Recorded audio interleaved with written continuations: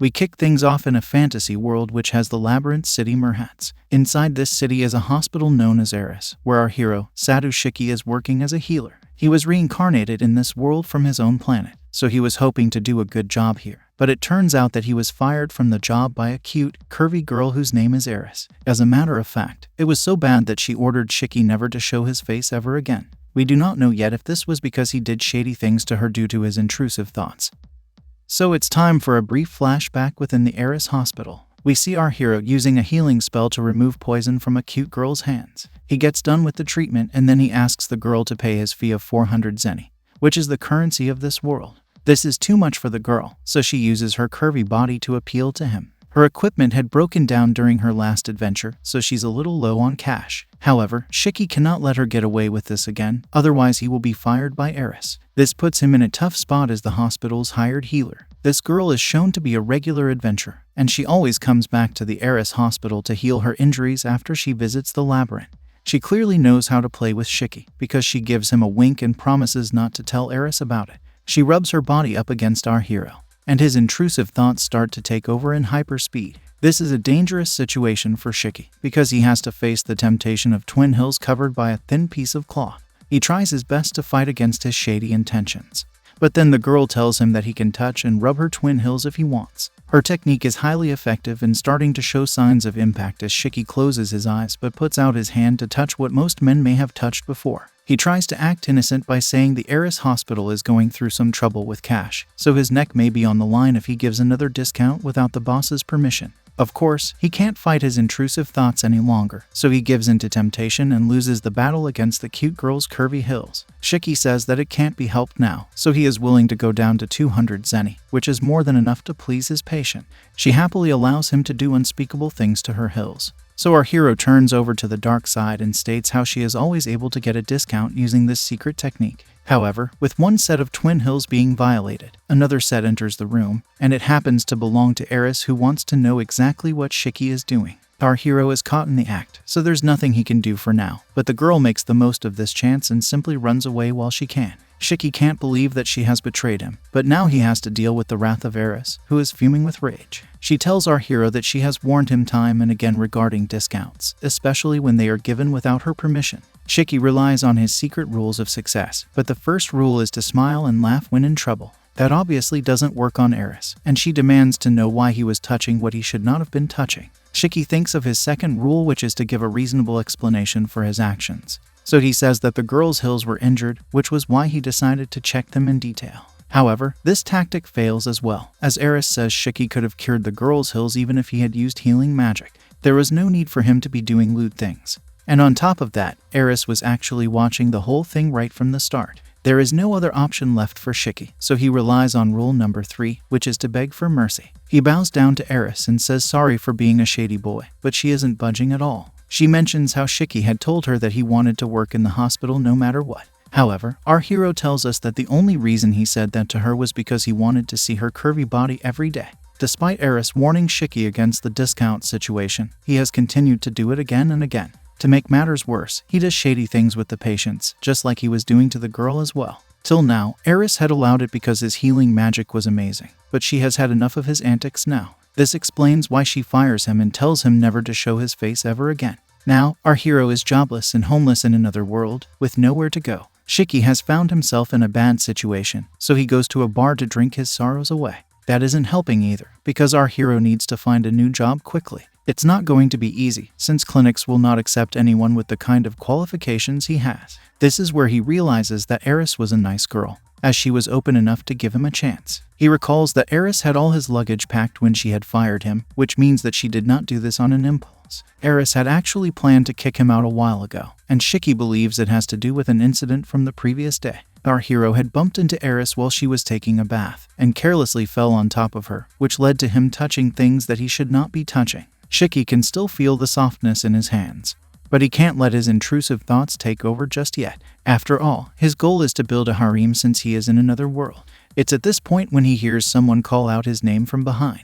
It's the cute girl with the curvy hills, and she asks Shiki why he's drinking at this time of day. He reveals that he got fired from the hospital, and it shocks the girl, but she can only smile and offer her condolences. The girl tries to act calm, so she averts her eyes, but our hero knows that she's aware of the reason for him getting fired. He also remembers another important thing, so he asks her for her name. The girl is shocked that Shiki does not even know her name, especially after all the lewd things she's let him do to her. However, Shiki says that they have only spoken to each other when she would come over to the hospital to get treated by him. He obviously doesn't want any misunderstandings to be repeated, so he urges the girl not to say such things in public. She figures he's right, but Shiki wants to know how she knows his name. Anyway, since the both of them have only been flirting over discounts, the girl decides to reveal her name as Lulu, also known as Lulu. Shiki says he won't forget her name, but that's only because Lulu is the shady girl who has caused him to lose his job.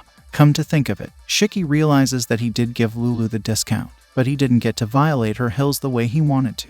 On top of that, she didn't even pay for the treatment, but he can't exactly discuss these things in public with her. He doesn't know what he's going to do now that he doesn't have a job, but then Lulu comes up with an idea for him. She suggests that Shiki should try his hand at becoming an adventurer. It's not a bad idea, but our hero reminds Lulu that he can only use healing magic. She agrees that it might be hard for him to do this alone, so she advises him to join a party since it will make his life much easier. Shiki decides to ask Lulu if he can join her party, but it's not going to go his way at all. Lulu acts shy and mentions that her party has a very uptight girl, so it won't be possible. Shiki wants to push for a spot in this party, because he had heard earlier from Lulu that it only has cute girls in it. Unfortunately, he will have to dream on because they're not letting him join. It makes sense as well, because if Shiki was in Lulu's place, then even he would not allow someone like him to join such a party. For all we know, our hero would probably end up peeping on the girls while they take a bath or something along those lines. Shiki asks Lulu if a novice adventurer like him would be able to find partners. It pains him to say this, but he doesn't have any friends over here since he's from another world. He hopes to use this emotional tactic to get Lulu to listen, but she's too busy enjoying her meal, so it makes him feel even worse. He asks her if she's even listening to what he's saying, but she says that he'll be able to form a party in no time because his healing powers are out of this world. She wishes him all the best, and continues to eat her food. With that, Shiki has become a loner once again. Our hero walks through the streets of the city, and it makes him recall the first time he had entered this world. We learn that he was stabbed by a slasher and reincarnated in this world as a result of it. At first, he did not know if he was living inside a dream, a game, or maybe even the afterlife. Despite not understanding anything at all, he still walked around the streets with no mission in mind.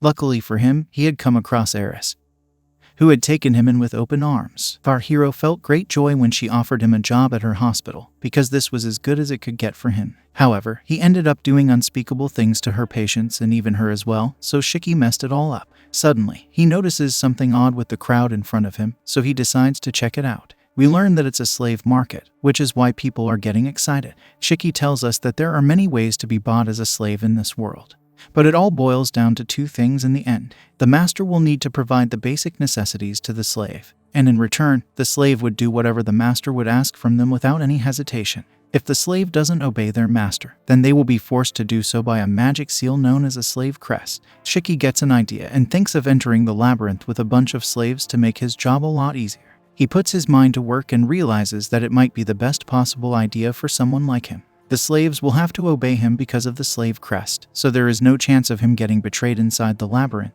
which is anyway filled with monsters. It's definitely a better choice than having to rely on total strangers. So it looks like Shiki is going to buy him some nice slaves, but he does have a major problem. He's low on cash because he's only got around 60,000 zeni in hand right now. If he is to consider even the cheapest slave, then it's going to cost him at least 200,000 zeni. It's a good plan, but our hero can't risk taking on any debts just to buy one slave. He gives up on this tactic, but then he notices a slave girl with some injuries. She's quite badly hurt, but the thing is that she's a dark elf girl. It looks like she was attacked by a monster and isn't going to last very long, which explains why her price is as low as 50,000 zeni. It's a bargain deal, which means that Shiki can afford her. Of course, he's not a generous man or anything, but he does need a slave, and this girl can be of great use to him. Before he moves ahead, he decides to assess the girl's skills to see if she would be a good fit for his party. He uses his appraisal skills and takes a good look at the elf girl. Her name is shown to be Yuel, and she possesses the skill of dagger arts. This makes Shiki happy, because even though Yuel is a child, she can easily become an adventurer if she trains her skills. On top of that, the dark elves are a nimble race, so Yuel can prove to be useful to Shiki. Our hero tells the slave trader that he wants to buy the dark elf girl, But even the slave trader is shocked to hear this. He mentions that Yuel's eyes are damaged and it would cost Shiki a lot of money to get her healed. Of course, Shiki doesn't care about any of this, so he transfers the money and tells the slave trader to make the contract. It is mentioned that refunds are not allowed.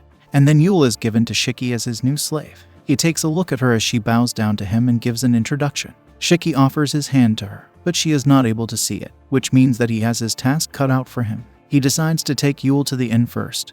But the problem is that the place they're going to has a bath in each room which is used for shady acts. The fact that Shiki has brought a girl wrapped in bandages also doesn't do him any favors, but he doesn't have any choice. He simply tells the reception girls that he's actually just going to stay with Yuel, but he already has a bad reputation. Now, the two of them enter their room, and then Shiki asks Yuel if she's tired of walking. He tells her it's time for bed, and then Yuel bows down to him again. She thanks our hero for buying her and promises to serve him to the best of her abilities. This gives Shiki a warm feeling inside.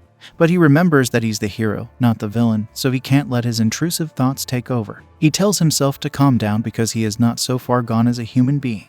After all, Yuel is a child, so he needs to take care of her almost like a big brother. He tells Yuel that she does not have to serve him in the normal way that a slave would serve her master. As a matter of fact, he needs to get the healing started first. Yuel is confused upon hearing this. Our hero says that he's going to fix Yuel right away, and he unleashes his ultimate healing move to remove all of her injuries.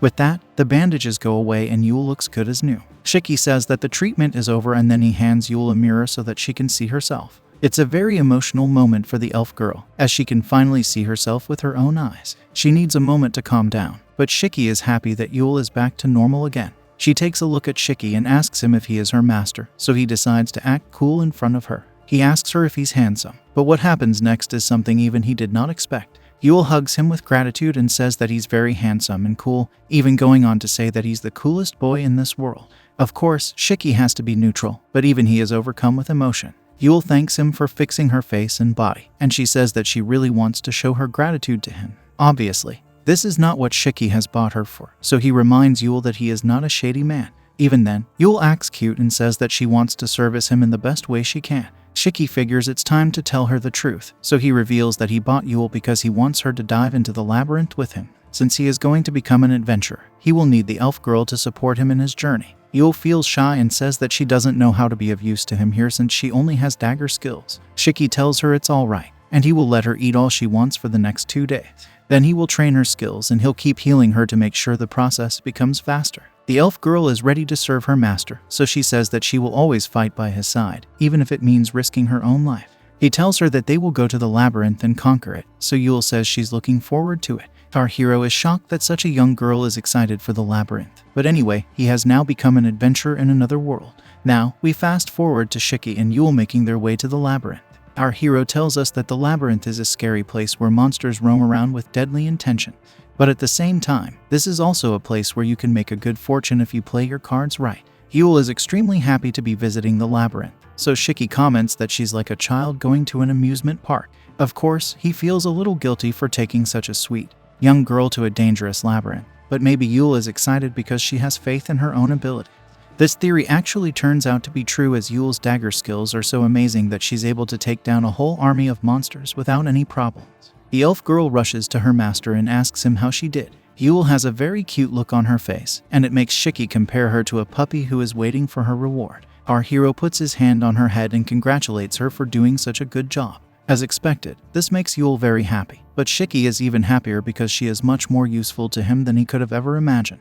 As a matter of fact, Yuel is able to defeat monsters from the first as well as the second floor without breaking a sweat. By the time they reach the third floor, Shiki stops assessing Yuel and simply pats her on her head to show his appreciation. Having Yuel on his team definitely feels like a cheat code, but since she is able to come this far without even a single scratch, it puts Shiki's role as a healer under question. He gives off a weird face which makes Yuel ask him what's wrong. Our hero realizes that he can't make Yuel worry, so he focuses on praising her for her services. This is more than enough to make the elf girl blush and be content with her master. After their latest mission, the team goes to grab a bite, but first, Shiki has to cash in on the bounty. He and Yuel have earned 2,000 yeni just from today, and it's all thanks to the elf girl. Our hero buys a nice meal for himself and Yuel, but he feels like a shameless leech because he hasn't even done anything in the labyrinth. Yuel loves the food, and she has a carefree smile on her face, which at least means that she's enjoying her service as Shiki's slave.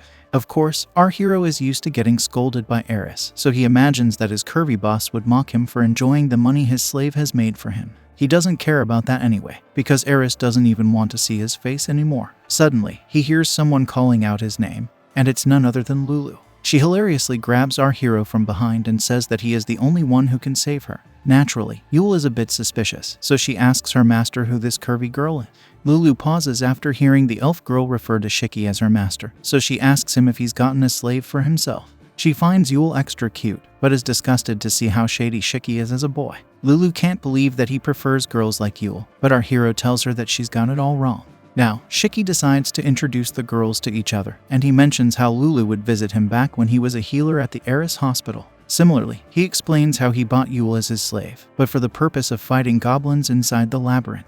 Now, Lulu finally understands why Shiki bought Yuel as his slave, and she is amazed that such a small and adorable girl is capable of taking down so many goblin monsters. She thinks that Yuel is amazing, and even asks her to join her own party if she ever comes to hate Shiki for his shady actions. After all, she does need an attack person, but Shiki asks her not to poach his own slave. As expected, Yuel says that she will never hate her master, because he had healed her from some horrible injuries. She might not even have survived till now if he had not come along, which is why the elf girl considers Shiki to be the most precious person to her in the whole world. Lulu feels bad for making Yuel cry, so she tells her that it was just a joke. However, she is impressed to see no marks on Yuel's body, which means that Shiki is indeed a top-class healer. Our hero takes this chance to gloat over his skills, but Lulu has a request for him, so she calls her party members over. They consist of a cute, curvy girl named Sira, and an angry, flat girl named Fran. Sira is shown to be sweet as she thanks Shiki for always taking care of Lulu, even if it meant doing shady things to her in exchange for a discount. Fran is shown to be a grumpy girl, who doesn't even greet Shiki when he says hello to her. He obviously gets upset and wants to give the flat girl a piece of his mind, but Lulu tells him that Fran has injured her shoulder due to a monster bite. She wants Shiki to heal Fran because she doesn't want the bite to leave a scar on her skin. Our hero tries to tell Lulu that she should not go on so many adventures if she's worried about getting scars, but then she shoves a bag of coins into his face. It's an upfront payment for the healing, and Lulu isn't even asking for a discount, so Shiki has to be fair. He heals Fran with ease, but she just walks away without even showing a hint of gratitude. Fran actually has the nerve to tell Shiki that she was not the one who asked to be healed, so it makes him want to teach her a lesson again. Our hero is well within his right to punish the shameless flat girl, but he realizes that Yuel is there with him, so he needs to set a good example for her. After all, he doesn't want to ruin her mood by showing his angry side in public. Shiki asks Lulu if Fran was the uptight girl she had mentioned earlier, mainly because it's quite obvious that she doesn't like men. Lulu says yes, but also states that Fran is not as bad of a person as she shows herself to be. She decides it's time to leave with the girls, so she tells Shiki that she will come to him again if she needs any healing help. Our hero is fine with helping Sira or Lulu, but he has no desire to help Fran again. Yuel can sense some tension, so she looks up to her master, where Shiki reassures her that she doesn't need to worry about it. The next day, our hero wakes up from a horrible dream where he was mercilessly attacked by an army of flat girls. It's quite obvious that the dream has been inspired by Fran.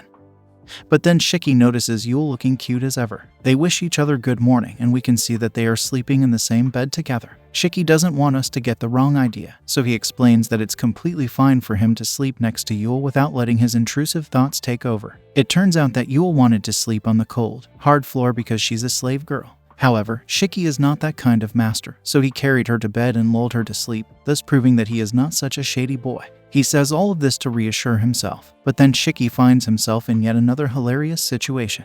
It looks like Yuel wants a morning kiss, which is why she has gotten into position for one. As expected, this makes Shiki panic because he doesn't know how to react to this. The elf girl puckers up for the kiss, but Shiki knows that he can't let this happen. He tries to tell Yuel that a kiss on the cheek would be fine, but her face is as red as a cherry, so he fears that he might embarrass her. Shiki knows that he can severely affect Yuel's confidence if he openly rejects her, but at the same time, he can't give in to his intrusive thoughts. Tensions run high as our hero is at a total loss, but then he sees tears coming out of Yuel's eyes, so he pats her on the head instead. She is confused by his actions, so he tells her that she needs to get a little bigger for such things. Till then he wants his slave girl to eat, sleep, and work in moderation. He realizes that Yuel was probably trying to comfort him after what happened with Fran the previous day. Of course, if the elf girl was of age, then he would have happily done lewd things with her. As expected, Yuel gets upset and asks her master if her body is not enough for him. He explains that it's nothing like that, and the only reason he isn't unleashing the beast from within is because Yuel is still a child.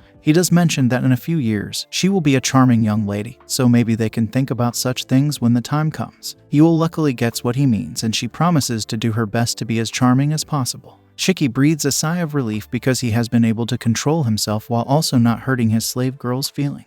This is the true mark of a mature master. And he also realizes that Yuel really likes him, so he should do his best not to disappoint her. At the same time, he has no intention to give up on his dream to create a harem, because that is his ultimate fantasy. For now though, he must put aside his shady thoughts and take Yuel for breakfast. After they're done with their meal, they head over to the labyrinth, and that's when Shiki realizes that he doesn't have any weapons on him. He obviously has Yuel, so it's not like he needs them, and he figures that he'd probably just get in the way if he tried fighting by her side. Even then, it's better to have a weapon just for his own safety because one can never get too comfortable. Shiki pulls out a sandwich from his food basket as his elf girl takes down all the monsters on their floor. She happily announces that she's done her job, and then Shiki asks her if she'd like to have lunch. Yuel takes a bite of her sandwich and she nibbles on it like a cute puppy. However, once she's done with the sandwich, the elf girl starts to taste her master's fingers, which makes him a bit conscious. It's a rather intense session, but luckily, Yuel reveals that the dressing was spicy. Shiki is glad that the dressing was the issue, because he wouldn't have been able to explain this behavior in any other way. All of a sudden, Yuel becomes alert as she can sense someone coming in from the deeper part of the labyrinth. Shiki takes a look, and he notices a couple of men limping towards him, asking for help. One of these men appears to be injured, so our hero rushes to them to check if they are all right. The injured man is shown to have lost his foot to a giant ant monster, so his buddy asks Shiki to at least close the wound in order to prevent any further bleeding. Shiki now knows that the giant ant is a beast that will be found in the layers ahead of where he currently is. The task at hand right now is to cure the wound of the footless man, so Shiki springs into action. He uses his ultimate healing spell, just like he'd done with Yuel, and to everyone's shock and surprise, the injured man has got his foot back. Not just that, he can move it freely as well, so it's definitely his lucky day. Of course, our hero never likes to do anything for free, so he tries to become greedy by asking for a fair compensation. He's about to ask the men for the cash, but then his elf girl looks at him with dreamy eyes. This makes Shiki conscious, because now he'll come across as shady if he asks for money. He realizes that he must become an honorable master for Yuel, so he decides to leave the men alone. The cured man thanks Shiki for saving him, and he is about to pay him for his kindness, but Shiki simply says that he does not need his money. Instead, he asks the man to treasure his life, and then he walks away with Yuel in order to look like a cool hero. Shiki feels really good about himself and feels that his character arc is going to become much better now that he has done a good deed. However, the men grab him from behind and say that they need to repay him somehow for what he's done. They say that they should at least buy Shiki a drink, so it confuses our hero. He is clueless as to why these men followed after him instead of just standing there and being amazed by his selfless acts. That's when he realizes that all of them are going the same way since they are exiting the labyrinth. Shiki is then taken to a pub, and even though he feels that there's no benefit in hanging out with these men, he soon takes back his words when they raise a toast together. We learn that the injured man's name is 8 and the other man's name is Geyser, and the both of them are quite nice once you get to know them a bit better. Shiki thanks them for treating Yuel as well, but they say that it's nothing compared to what Shiki did for them. Geyser is a bit curious because Shiki should be wanted by every hospital out there if he has such amazing healing powers. That's when our hero explains he's not a priest, so it would be better if 8 and Geyser don't mention his powers to anyone else. 8 puts some thought into this, and then he suggests Shiki to open up his own clinic over here, especially since he's mostly just sitting at the bar all day. Geyser thinks it's a good idea, because Shiki can set up a mobile clinic at the bar and treat adventurers. This is a great option for our hero, but he doesn't know if he'll be allowed to do it. 8 tells him to ask the master of the bar, and believes that it should be fine because Shiki will end up attracting more customers to the bar. There's no harm in trying, so Shiki goes to the bar master and presents his idea. The master immediately approves it, which is amazing for our hero. Without further ado, he proceeds to set up his mobile clinic at the bar, and he even gets a signboard. Shiki thinks back to the time he was unemployed and had to depend on Yuel to get his money. But now, he is living a good life thanks to his clinic. He is doing so well that he has been able to buy a mace for his own protection. Shiki's life sounds like a dream come true, but there is one issue that's still bothering him. That one thing happens to be the sleeping beast inside his body, which has been created by his intrusive thoughts. This can be seen in full flow one morning when he wakes up with a light shining like no other from his elephant zone. Naturally, Yuel is curious as to what this is, but we don't get to see how our hero handled that situation. Instead, We move to a scene where Lulu and Yuel are going to sell a whole bunch of slimes to the guild, and our hero is following after them. It looks like Shiki has told Lulu that the slimes can be used for cooking, but that isn't the truth at all. The true use of the slime jelly is something else. But it's too late for our hero to reveal the truth to Lulu now. The girls are going to sell all the jelly, which means that Shiki will not be able to use it for what he needs. He doesn't lose hope just yet and hopes to catch at least one of them. And as luck would have it, one of the jelly pieces falls off the basket. Shiki activates his super speed to pick up the jelly in the nick of time, and he's glad to have been able to get at least one piece. However, he realizes that the girls have gone ahead of him, so he needs to catch up to them now. At this very moment, he bumps into someone and says sorry for the encounter. However, he can feel something nice and soft in his hands, and this is a feeling he has felt before. It turns out to be Eris and her twin hills that our hero is holding on to. As expected, they are both shocked to see each other after such a long time. It's time to move back time for a bit, so we see Yuel holding on to her master with a smile on her face. We learn that Shiki was having a man's talk with Eight and Geyser while they were in the restroom, and he has come up with a solution to tackle his inner beast. Now that he has a solution, he tells Yuel that it's time to go to the Labyrinth, and they need to head straight towards the 7th floor. This is because our hero is going to hunt some slimes. However, in a hilarious turn of events, Shiki is easily defeated by a slime, and he lies on the floor with disbelief while Yuel tries to wake him up. Our hero had no idea that he wasn't even strong enough to take down a slime. But the truth is that he was tricked by these small monsters. Slimes can spit out their mucus, which is very slippery, and that's why Shiki fell on his head and passed out. The plan was to get jelly from these slimes without Yuel knowing what they're for, but that clearly is a failed effort. The elf girl worries for her master, but Shiki allows her to laugh at his pitiful state. Instead, she says sorry for not being able to protect him when he needed it. Obviously, Shiki tells her that she's done her job well and it's his own fault for letting such a thing happen. However, he gets hurt once again, and it makes his slave girl very upset. Shiki heals himself and tells Yuel that he's fine, so there's no need for her to cry. Despite this, Yuel says that she does not have the right to have her head patted by her master. As she says this, our hero notices that her ears have dropped, which means that they move as per the elf girl's emotion. Shiki tells Yuel to cheer up because he always wants her to have a smile on her face. He plays with her ears and it makes her feel better, so Shiki can breathe a sigh of relief. Her ears go back up again, but Shiki wonders if Yuel is like this because of her living as a slave. He feels that she might need human warmth, which is why him patting her head almost feels like some kind of medicine. Shiki uses his brains and figures that Yuel only thinks of herself as a battle slave. Her worth is calculated by her ability to protect her master, which is why his encounter with the slime might have broken her confidence. After all, this is her only connection to Shiki as of right now. Our hero realizes that he needs to say the right words to his slave girl, so he tells Yuel that he will always be with her no matter what. This puts a smile on her face, and she glows up with sincere joy. The elf girl promises to try harder next time, and her master says that he will be counting on her for it. This seems to help Yuel get her confidence again. And then Shiki decides that they should call it quits for today. Yuel is fine with this, but our hero knows that he still has to achieve his goal, which is to obtain the slime jelly. Later in the day, Lulu meets Shiki and asks him if they can go to the labyrinth together the next day. She acts cute and holds our hero close to her curvy body, but this confuses him because she did reject him from joining her party. On top of that, he has no desire to work with the flat, shameless Fran, but Lulu explains that Sierra and Fran are taking a break for now, so it will be just her. Lulu then cuddles with Yuel and says that even she is looking forward to it, although the elf girl feels like Lulu is hurting her. Shiki tells her that he's currently in the middle of the 7th floor, so if she's fine hunting slimes with him, then it should be fine. The talk of slimes makes Lulu curious, so Shiki tries to entice her by saying these monsters have been in a lot of demand of late, especially because of the items that they drop. Lulu does not give an instant answer, so our hero fears that his lies have been found out. Maybe Yuel did not notice this, but Lulu should have more experience, so it could be possible that she knows what slimes can do to a man.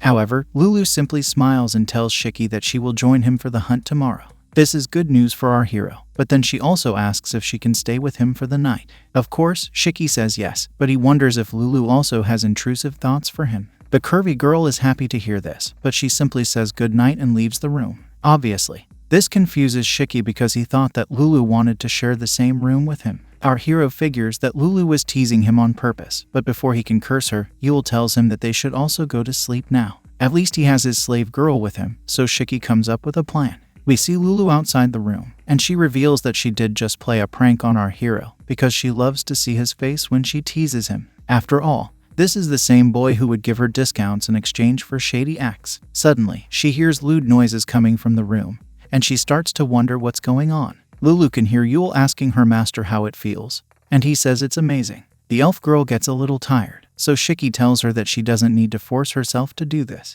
It's okay for Yuel to stop, but she doesn't want to because she wants to serve her master. Lulu has heard enough, so she charges into the room, ready to confront Shiki for his shady acts. However, all she can see is our hero getting a shoulder massage from Yuel. It's time for Shiki to return the favor, so he asks Lulu what's the matter. He asks if something has caught her interest, but she is speechless. He goes on to say that his slave girl is doing her best to give him a massage. It makes Lulu blush out of embarrassment. Now that Shiki has the upper hand, he questions Lulu and her intrusive thoughts, so she runs away from the room feeling shy. Our hero is pleased that he's been able to get back at the curvy girl for her teasing session earlier. Yuel now asks her master if she can continue with the massage, so he says yes. After all, it's not like he has any shady intentions for her. The sounds continue to flow from the room, and Lulu can still hear them, so it's safe to say that she does not have a very pleasant night. The next day, Lulu joins our hero and his slave girl in the labyrinth. She can see that Shiki and Yuel are very close, especially when he hugs her after defeating monsters. Lulu can't hold her curiosity any longer, so she asks our hero if he does such things with the elf girl regularly.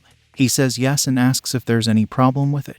The curvy girl understands that he's giving the slave girl a reward for her efforts, but it's making her feel left out. Lulu goes on to strike a shady pose in order to tempt Shiki, but he now has experience with her, so he fights back his intrusive thoughts. After all, she could just be teasing him again to get revenge for last night. Yuel finds this strange, so she asks Lulu if she also wants to be patted on the head by her master. This leads to an awkward situation, and Lulu starts looking at Shiki with dreamy eyes. Tensions run high, and it looks like Lulu might just act on her intentions, but then she changes the topic and suggests rushing towards the 7th floor for the slimes. This is not something that Shiki can just overlook because Lulu was genuinely giving him eyes of passion. He knows that she has allowed him to do unspeakable things to her, but that was obviously for discounts. Now that there is something real, it might be that Lulu actually likes Shiki. However, he comes back to his senses and says that it's just Lulu behaving like she normally would, so she's probably just teasing him again. Now, the team runs into a bunch of slime monsters, so the girls get to work and do a splendid job.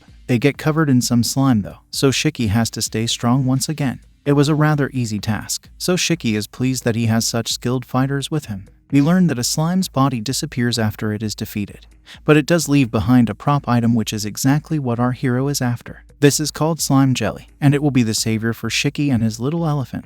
Yuel takes a bunch of these jelly items and states that they're elastic and soft. Of course, Shiki would not want her to spend too much time with the jelly, but then she suggests that he should try it as well. Shiki plays it off as a joke, but deep down, his shady mind knows exactly what he's going to do with this jelly. Now, we come back to the present time where we see Ruru suggesting that they should sell the jelly items. All of this finally makes sense, because Shiki's plan has now been laid to waste. He does not want the girls to sell all of the jelly items because he will not have anything left to use for his own elephant later on. This is exactly why he jumped for his life when one of the jelly items fell from the basket.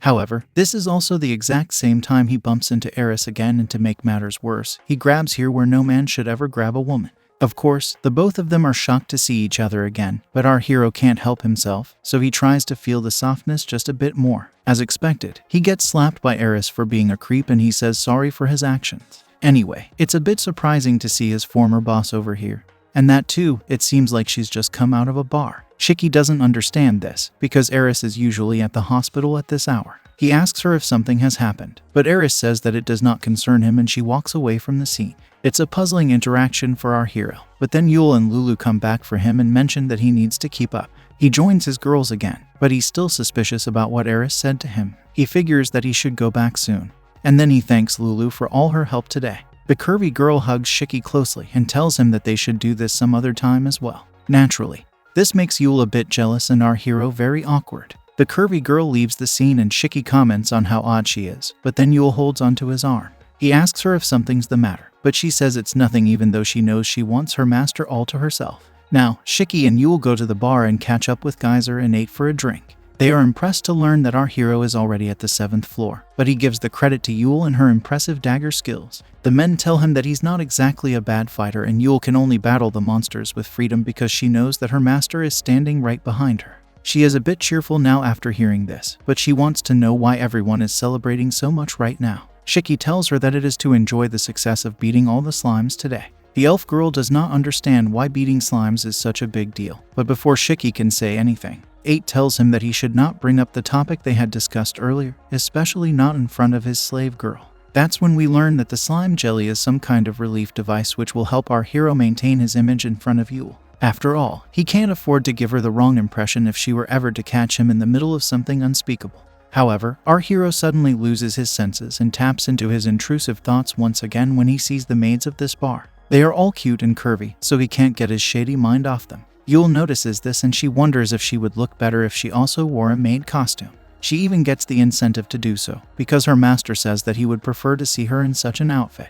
8 says that Shiki should buy Yuel a maid skirt because he needs to reward her for all her hard work. Our hero agrees with 8 because he knows how much Yuel would like to dress up for him. Yuel blushes and feels shy because she does not know if she would look good in a maid skirt. Shiki drinks one more jug of beer and he tells his slave girl that he is going to buy her the skirt no matter what. He wants to thank her properly for all the monsters she's been defeating, and on top of that, he also tells the elf girl that she should be more confident in herself. He also mentions that Yuel is quite cute the way she is right now, and it boosts her morale. She gains energy and promises her master that she will do her best. But it doesn't look like Shiki is doing too well himself. He instantly passes out and falls to the table, much to everyone's surprise. Yuel panics upon seeing this, but Geyser and 8 reassure her that Shiki has just gone to sleep. The next day, our hero curses himself for drinking too much because he has run out of money. This is a problem because Shiki did just promise to buy his slave girl a maid skirt. With no other option, he heads to the labyrinth with her once again and they go straight to the 7th floor. Shiki puts his brain to work and realizes that the monster with the most valuable drop item would be the King of Slimes, who is basically just a giant slime monster. If he defeats it, there's a small chance that the King of Slimes will drop the Slime's crown, which is a popular collector's item.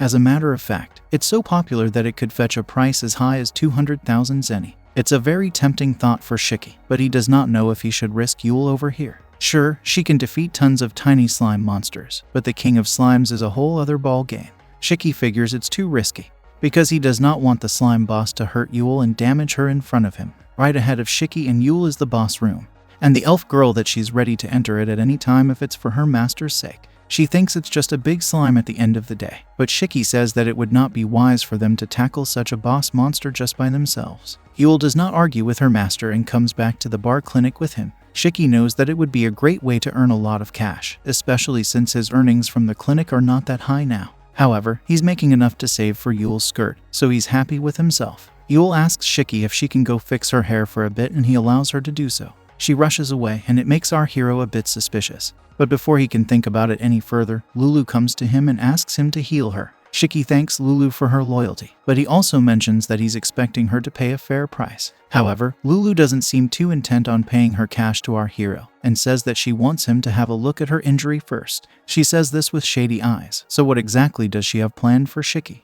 The curvy girl just wants him to use his healing powers on her for free in exchange for allowing him to do unspeakable things to her twin hills. She says that she doesn't have a very big injury, but our hero is not interested in the size of the wound. He says that his fee will depend on the kind of spell he will use to cure the injury. Lulu thinks that Shiki is being very cold to her, but of course, our hero is only doing this to trigger a negotiation play between him and Lulu.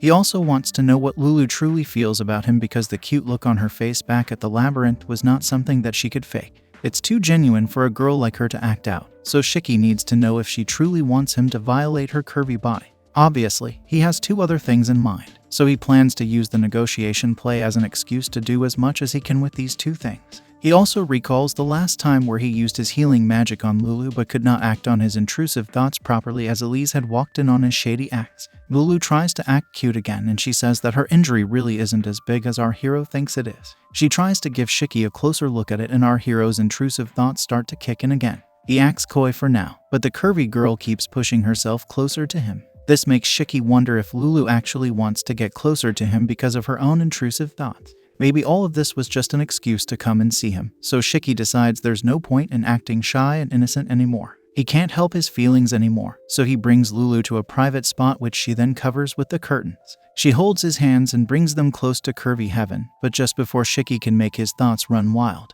his slave girl Yuel comes back from her toilet break.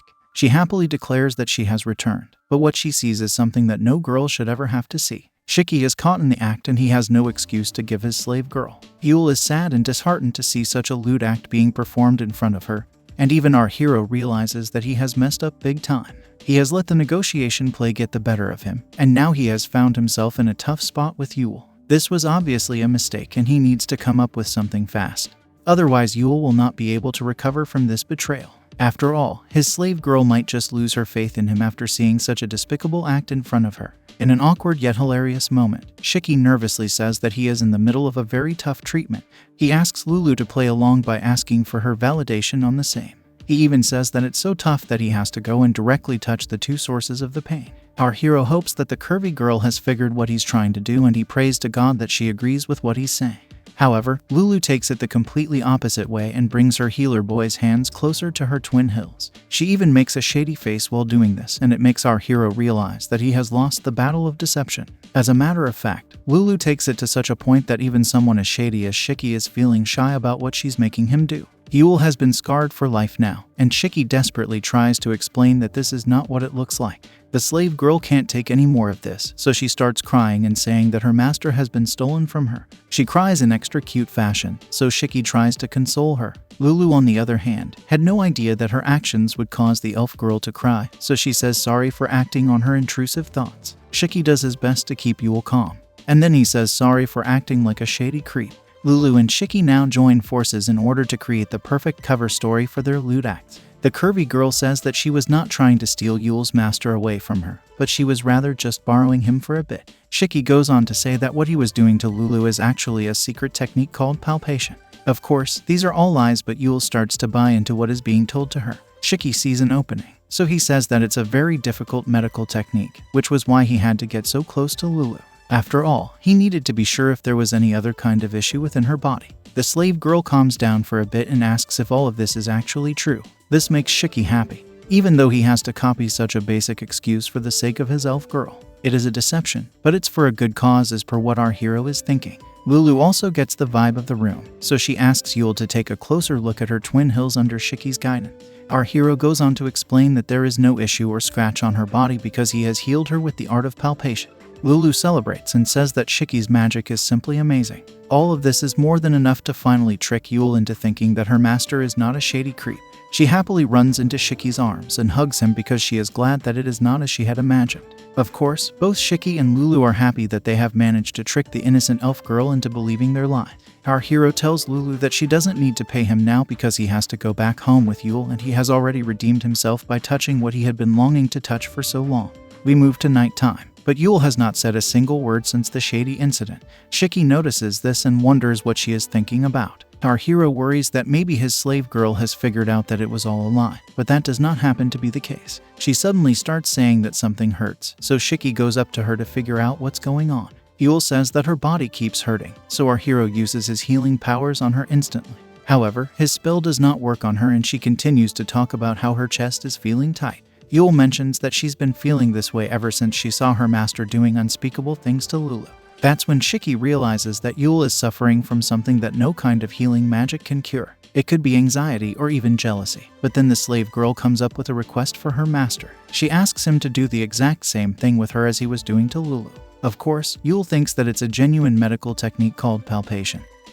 But Shiki knows that it's far from the truth. He envisions a future where Elise comes to visit him, but not for the kind of activities that he would like to do with her. Yuel happily welcomes her into the room, but Elise takes one look at Shiki and places him under arrest for his shady acts. Not only will Shiki be placed behind bars, he will also not be allowed near Yuel for 5 years. Of course, the slave girl has no idea what any of this means, but Shiki knows that it's simple justice for what he had done earlier. Luckily, the arresting part is just something that he was imagining in his head, so we're back to reality where Yuel asks Shiki once again to do palpation to her. Our hero is hesitant in doing this, so Yuel wonders if he wants to do this or not. Of course, he knows the reasons why he can't do such a thing in any way. It's not like he'll be able to cure Yuel that way. After all, she has more of a mental block rather than anything else, but at the same time, if he rejects her now, it could be possible that Yuel will never get her confidence back again. After some careful thought, Shiki makes a decision and approaches his slave girl. He raises his hands and it looks like he might just give in to his criminally intrusive thoughts.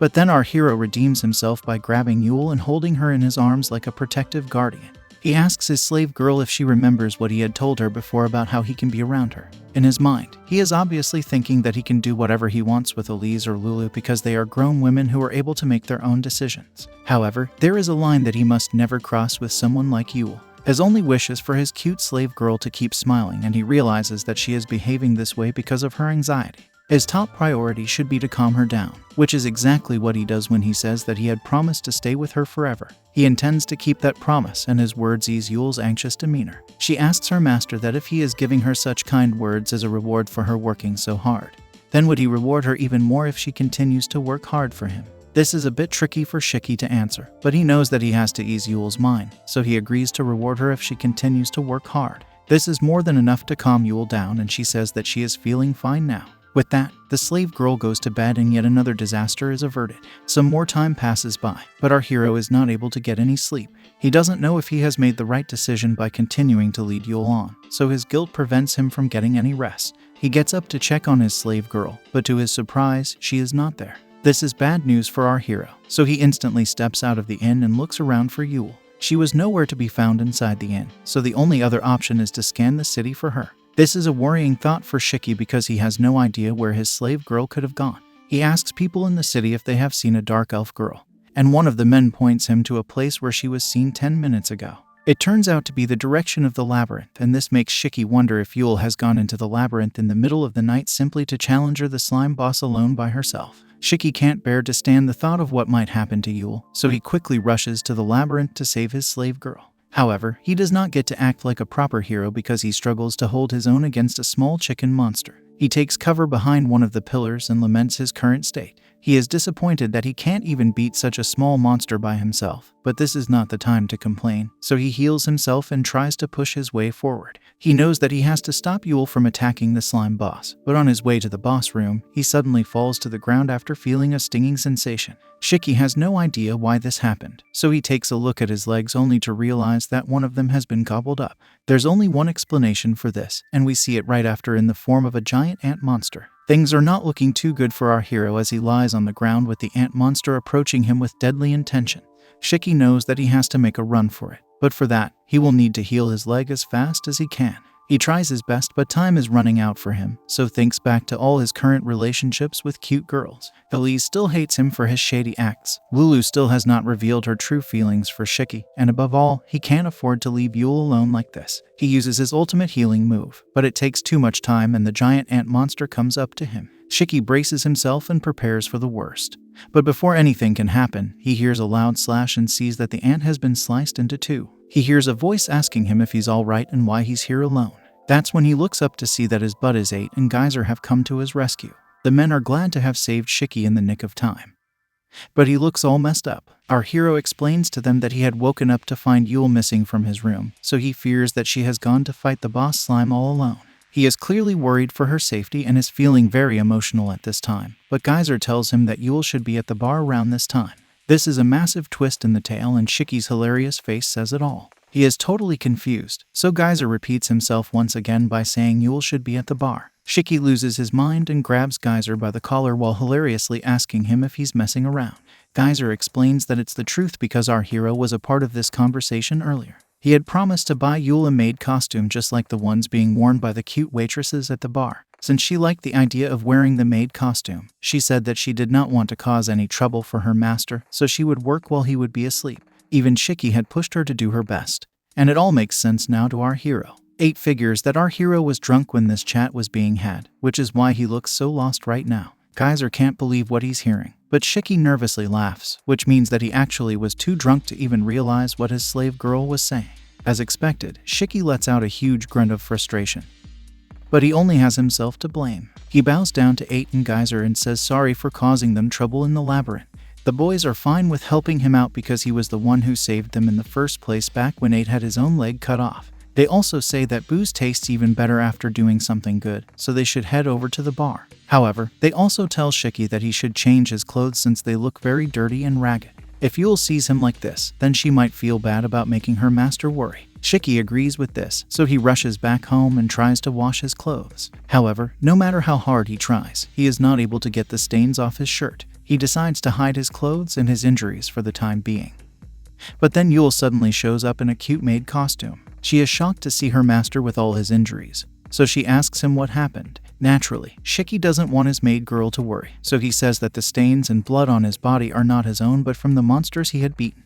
Yuel knows that he's lying to her because Geyser had told her everything about Shiki going to the labyrinth alone to find her. Our hero figures that Geyser and 8 lost the fight to Booze, which is why they opened their mouths to his maid girl. Yuel feels bad about this, so she says sorry for not being prepared to help Shiki. Our hero doesn't want her to feel guilty about this, so he says that it's not her fault at all, since he is alive and well. There is no need to worry and Yuel can carry on without feeling bad. The elf girl still feels bad about what has gone down, so she offers to clean her master's body from all the blood and stains. Shiki says that it's fine and he can do it himself because he does not want Yuel's maid costume to get dirty. However, she says that she will simply take it off and help her master out. Of course, this is not what our hero was expecting to hear from her, so he quickly turns around and has to face a rather awkward situation. She goes on to say that she is very thankful to her master for showing his concern towards her, but the only thing on our hero's mind is to avoid letting his intrusive thoughts take over. Yuel goes on to say that she was really worried for Shiki, especially after hearing what all he had done to go look for her.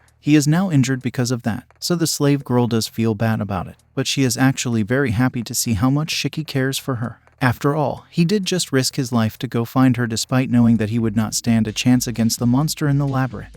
Yuel hugs her master out of love and affection, so it makes for a very wholesome moment. This makes Shiki also realize that his efforts did not go to waste, especially now that he and Yuel have become like family. They make a promise to each other not to visit the labyrinth alone ever again. A few days pass by since this incident, and it looks like our hero is getting along well with his maid girl. We see Yuel dressing up into her maid outfit, and she likes it a lot. Shiki even calls her cute, which makes her feel much happier about it.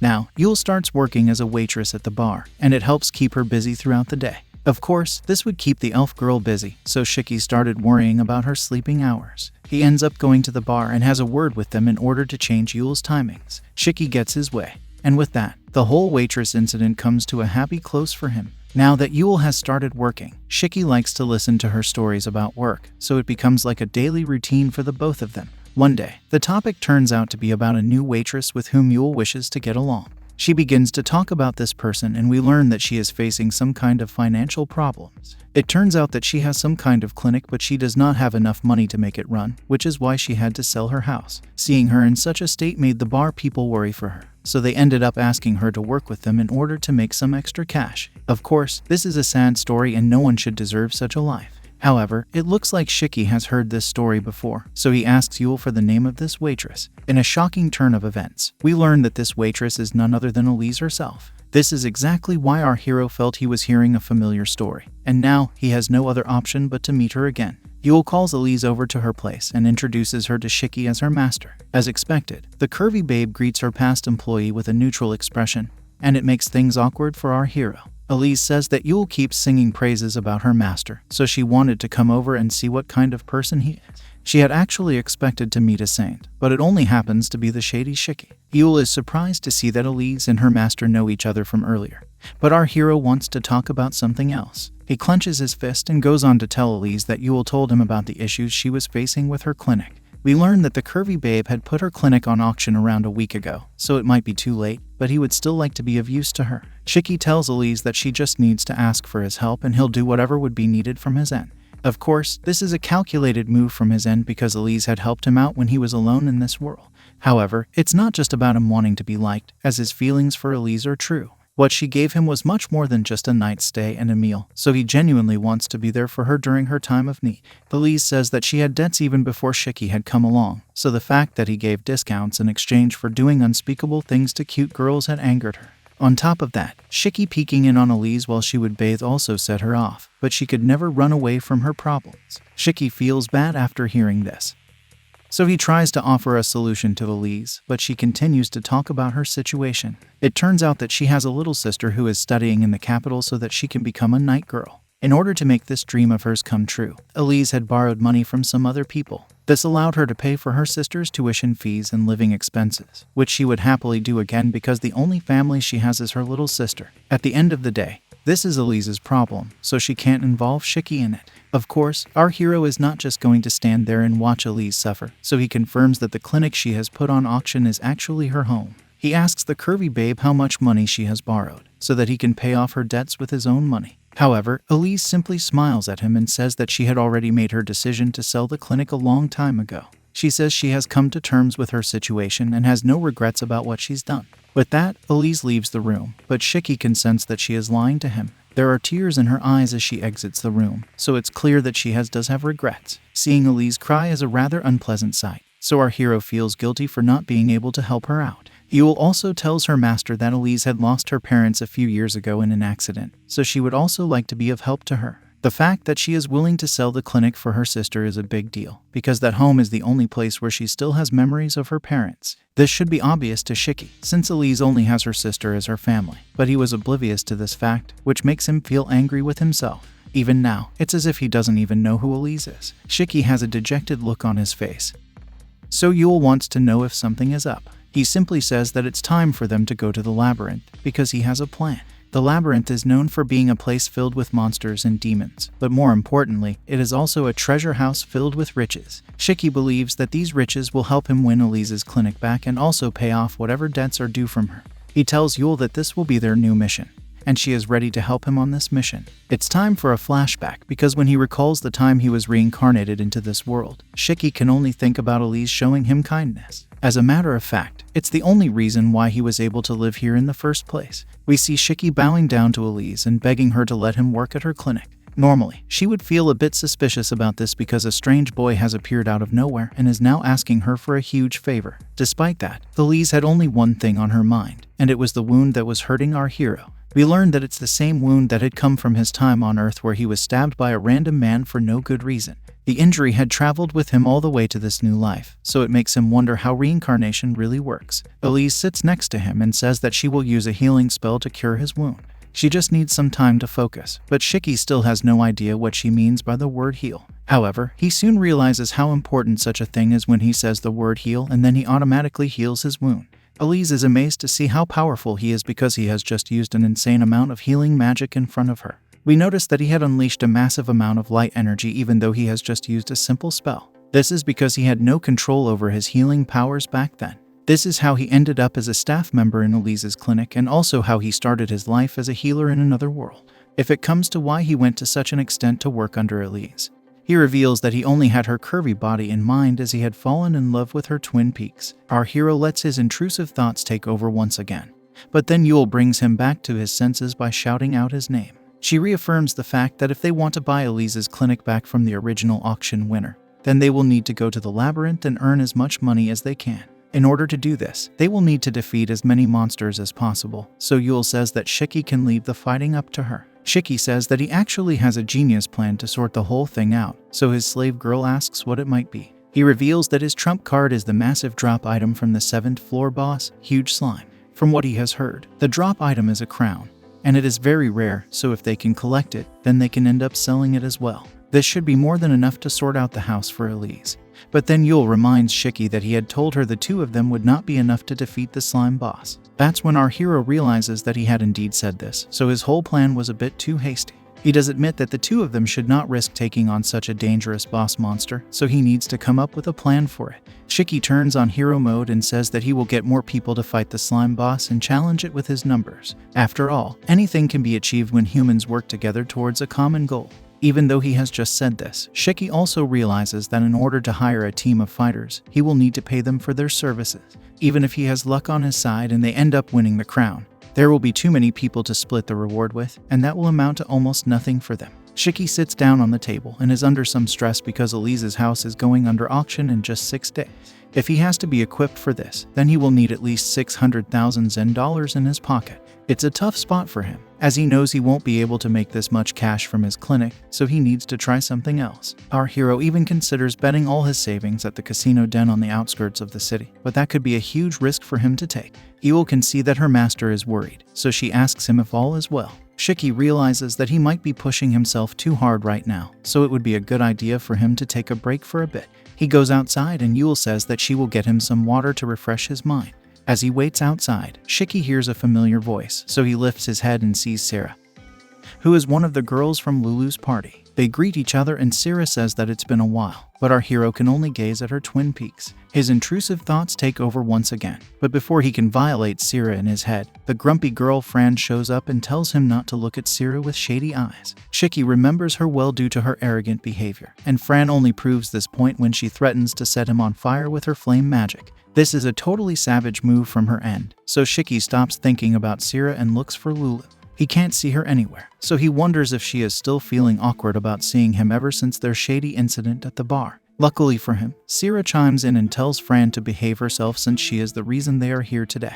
Shiki is saved thanks to the curvy babe, but Fran says that Sira and Lulu are always blaming her for their own needs. Our hero doesn't have time to mess around, so he asks the girls what they are here for. Sira reveals that his healing powers have become quite famous in the city, and news of his abilities have been spreading everywhere. Lately, people have been talking about how he has the power to even restore a lost limb. Shiki can only nod in approval, but he knows that the men responsible for spreading this information are 8 and Geyser. They clearly can't keep a lid after booze enters their bodies, so there's not much that Shiki can do about it. He tells the girls that he would prefer not to be famous since that comes with its own set of problems. However, Sira says that Lulu has been in his care quite a few times, so it must be fate that they have met each other once more. Basically, the girls have a quest for our hero and he can sense trouble right from the looks of it.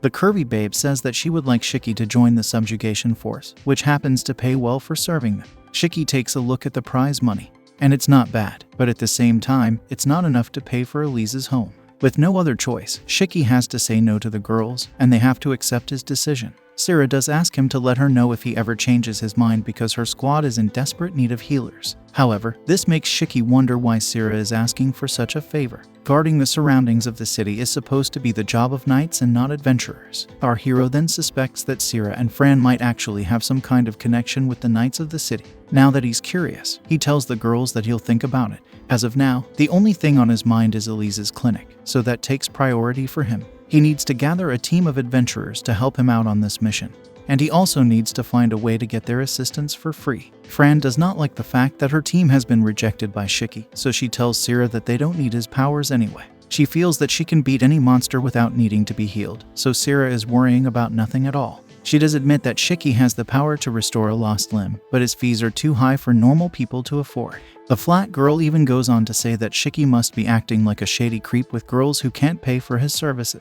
She accuses our hero of making cute girls pay with their bodies to avail his healing services, so Sira tells her that she is being very rude to him. It's a hilarious moment as Shiki feels that such an accusation is too much even for him. He does admit that his intrusive thoughts are always out of control, but he does take care not to do shady things around Yuel. However, the thought of having a curvy babe like Sira pay him with her body makes him excited, so he holds Sira's hands like a suspicious fellow. Naturally, Fran does not appreciate this kind of behavior, so she gives our hero a taste of her mind. Later, Shiki comes back home to Yuel, but he seems to have some new kind of hairstyle. Yuel panics upon seeing him and asks what happened to his hair, but our hero can't reveal that he was attacked by the flat girl's fire moves. He simply says that he found a way to earn money, and his head blew up due to how amazing it was. The innocent Yuel believes every word that her master says, which means that she now thinks having a good idea will lead the head to blow up and cause a change in the hairstyle. Of course, there's no way such a thing would happen, but Shiki has no other choice but to lie to her. Luckily, he's a healer, so he doesn't need to worry about the injuries, but for now, he wants to find 8 and act out his plan. First of all, Yuel rushes to get her master a comb, and then he goes to 8 and Geyser. He tells 8 that he wants to gather all the adventurers who have lost their limbs to a giant ant monster. 8 does not get why Shiki is asking for such a thing, and Geyser asks him if he's trying to get more customers. That's when our hero calls them out for spreading the word about his healing powers even though he had asked them not to do so. He uses this as leverage and tells the boys that he has now gotten into some trouble because they could not keep their mouths shut. Of course, this is just a bluff, but it manages to get the job done as the boys promise never to mess up again. They also agree to do what Shiki is asking them for, but 8 says that the ones who have been wounded do not have the money to pay for his healing. That's when we realize that this was what our hero meant when he thought about paying with one's body. Yuel also marvels at her master's genius, and then we see a whole gang of injured adventurers in front of our hero. He tells them that he will heal all of their wounds, but he will not accept money as a form of payment. Instead, he wants them to follow his orders for a whole day, and they agree to his deal. Shiki takes a look at all the men he has gathered, and they seem to fit with the battle plan he has in his mind. The warriors want to know why he has such a specific battle plan in mind. so he says that he wants to be prepared to take on the boss slime. Now, our hero and his army of adventurers make it to the 7th floor where they come up against the giant slime beast. Shiki tells his men that he's counting on them because they are up against a meat shield which can heal itself no matter how many times it falls. The warriors are ready to do anything because they have gotten their legs back, which is a huge deal. They even think that this is too good to be true, but Shiki reassures them that he's a man of his word and will take their service as his payment. Now, he hears a sweet voice from behind which asks him to remember his promise to her. It turns out to be Sira, who has also come with Fran to help him out with this mission. We learn that our hero has promised to join their subjugation force in exchange for them coming here to take down the slime boss. After all, Shiki needs a long-range attacker, so the girls make a good fit for the job. Fran maintains that the only reason she's here is to protect Sira from Shiki's intrusive thoughts, but the curvy babe tells her to mind her manners. There's simply no way for our hero to impress the flat girl, but she's here on a mission, so she decides to be done with it as soon as she can. Shiki promises that he will make Fran's grumpy face show some shameful expressions one day, but Yuel snaps him out of his vengeful fantasy and informs him that the giant slime is coming for him. With that, everyone takes their position and prepares for an epic battle. An intense encounter follows, and Fran decides to take the lead with her fireball attack. She manages to land a direct hit on the slime boss and its body becomes exposed. Shiki can see the core, which means that it's the right time to strike. He calls out to Yuel, so she springs into action and cuts through the slime monster's body extensions. It's a tough fight, but our hero is glad to have been able to gather a team of adventurers to get this job done. After all, he couldn't afford to hire a team, so he used his healing powers to get a team to work for him. He is also glad to have cracked a deal with the cute and curvy Sira, although Fran has come along as an extra. It truly is like a win-win scenario, as our hero has managed to succeed by paying with his own body. The main condition is that all the drops made by the slime boss will belong to him, and after the beast is defeated, we can see the rare slime crown falling to the ground. Yuel is excited to see this crown, so she tells her master that they have done it. They've got the first one, which costs around 200,000 Zen dollars. The plan is to gather at least 5 of these by the end of the day so that Shiki can have enough cash in hand to buy Elise's house. If there is any flaw in the strategy, it is that our hero and his team are at the mercy of the number of slime bosses that can appear in one day. However, Shiki is confident in himself because he has done enough good deeds by healing so many adventurers. Today also happens to be the 7th day since he has enforced the rule where he cannot release anything from his elephant's trunk. That's why Shiki has named this day as the Lucky 7. Of course, this is not like some massive sacrifice, but if we were to consider how shady Shiki is, then it's a big deal for him. It's a massive sense of devotion from our hero, so he hopes that God is looking at him and takes everything into consideration while rewarding him for his efforts. Since his team has done such a good job, he urges them to continue with the hunt because Elise's auction is happening the next day. Luck is all that Shiki can count on for now, but from the looks of it, he seems to be sorted. The fireballs and the ultimate healing moves continue as time continues to pass, and eventually, the day finally comes to an end. Now, we move to the day of the auction, and it looks like Elise's clinic has already found a buyer. She learns that her home has sold for a massive amount of 1.5 million Zen dollars, but the money does not matter to her at all. She becomes emotional because she has to say goodbye to the legacy of her family, but she tries to fight back the tears. Suddenly, she finds Shiki waiting for her almost in a heroic manner, so she asks him what brings him here. Our hero says that he heard the auction ended, so he asks Elise if she has decided where she wants to work. She has not made a decision just yet, but she feels like she will be able to get by for a while thanks to her earnings from the clinic. Now, Shiki decides to do the big reveal, so he brings out a piece of paper and asks Elise to look at it.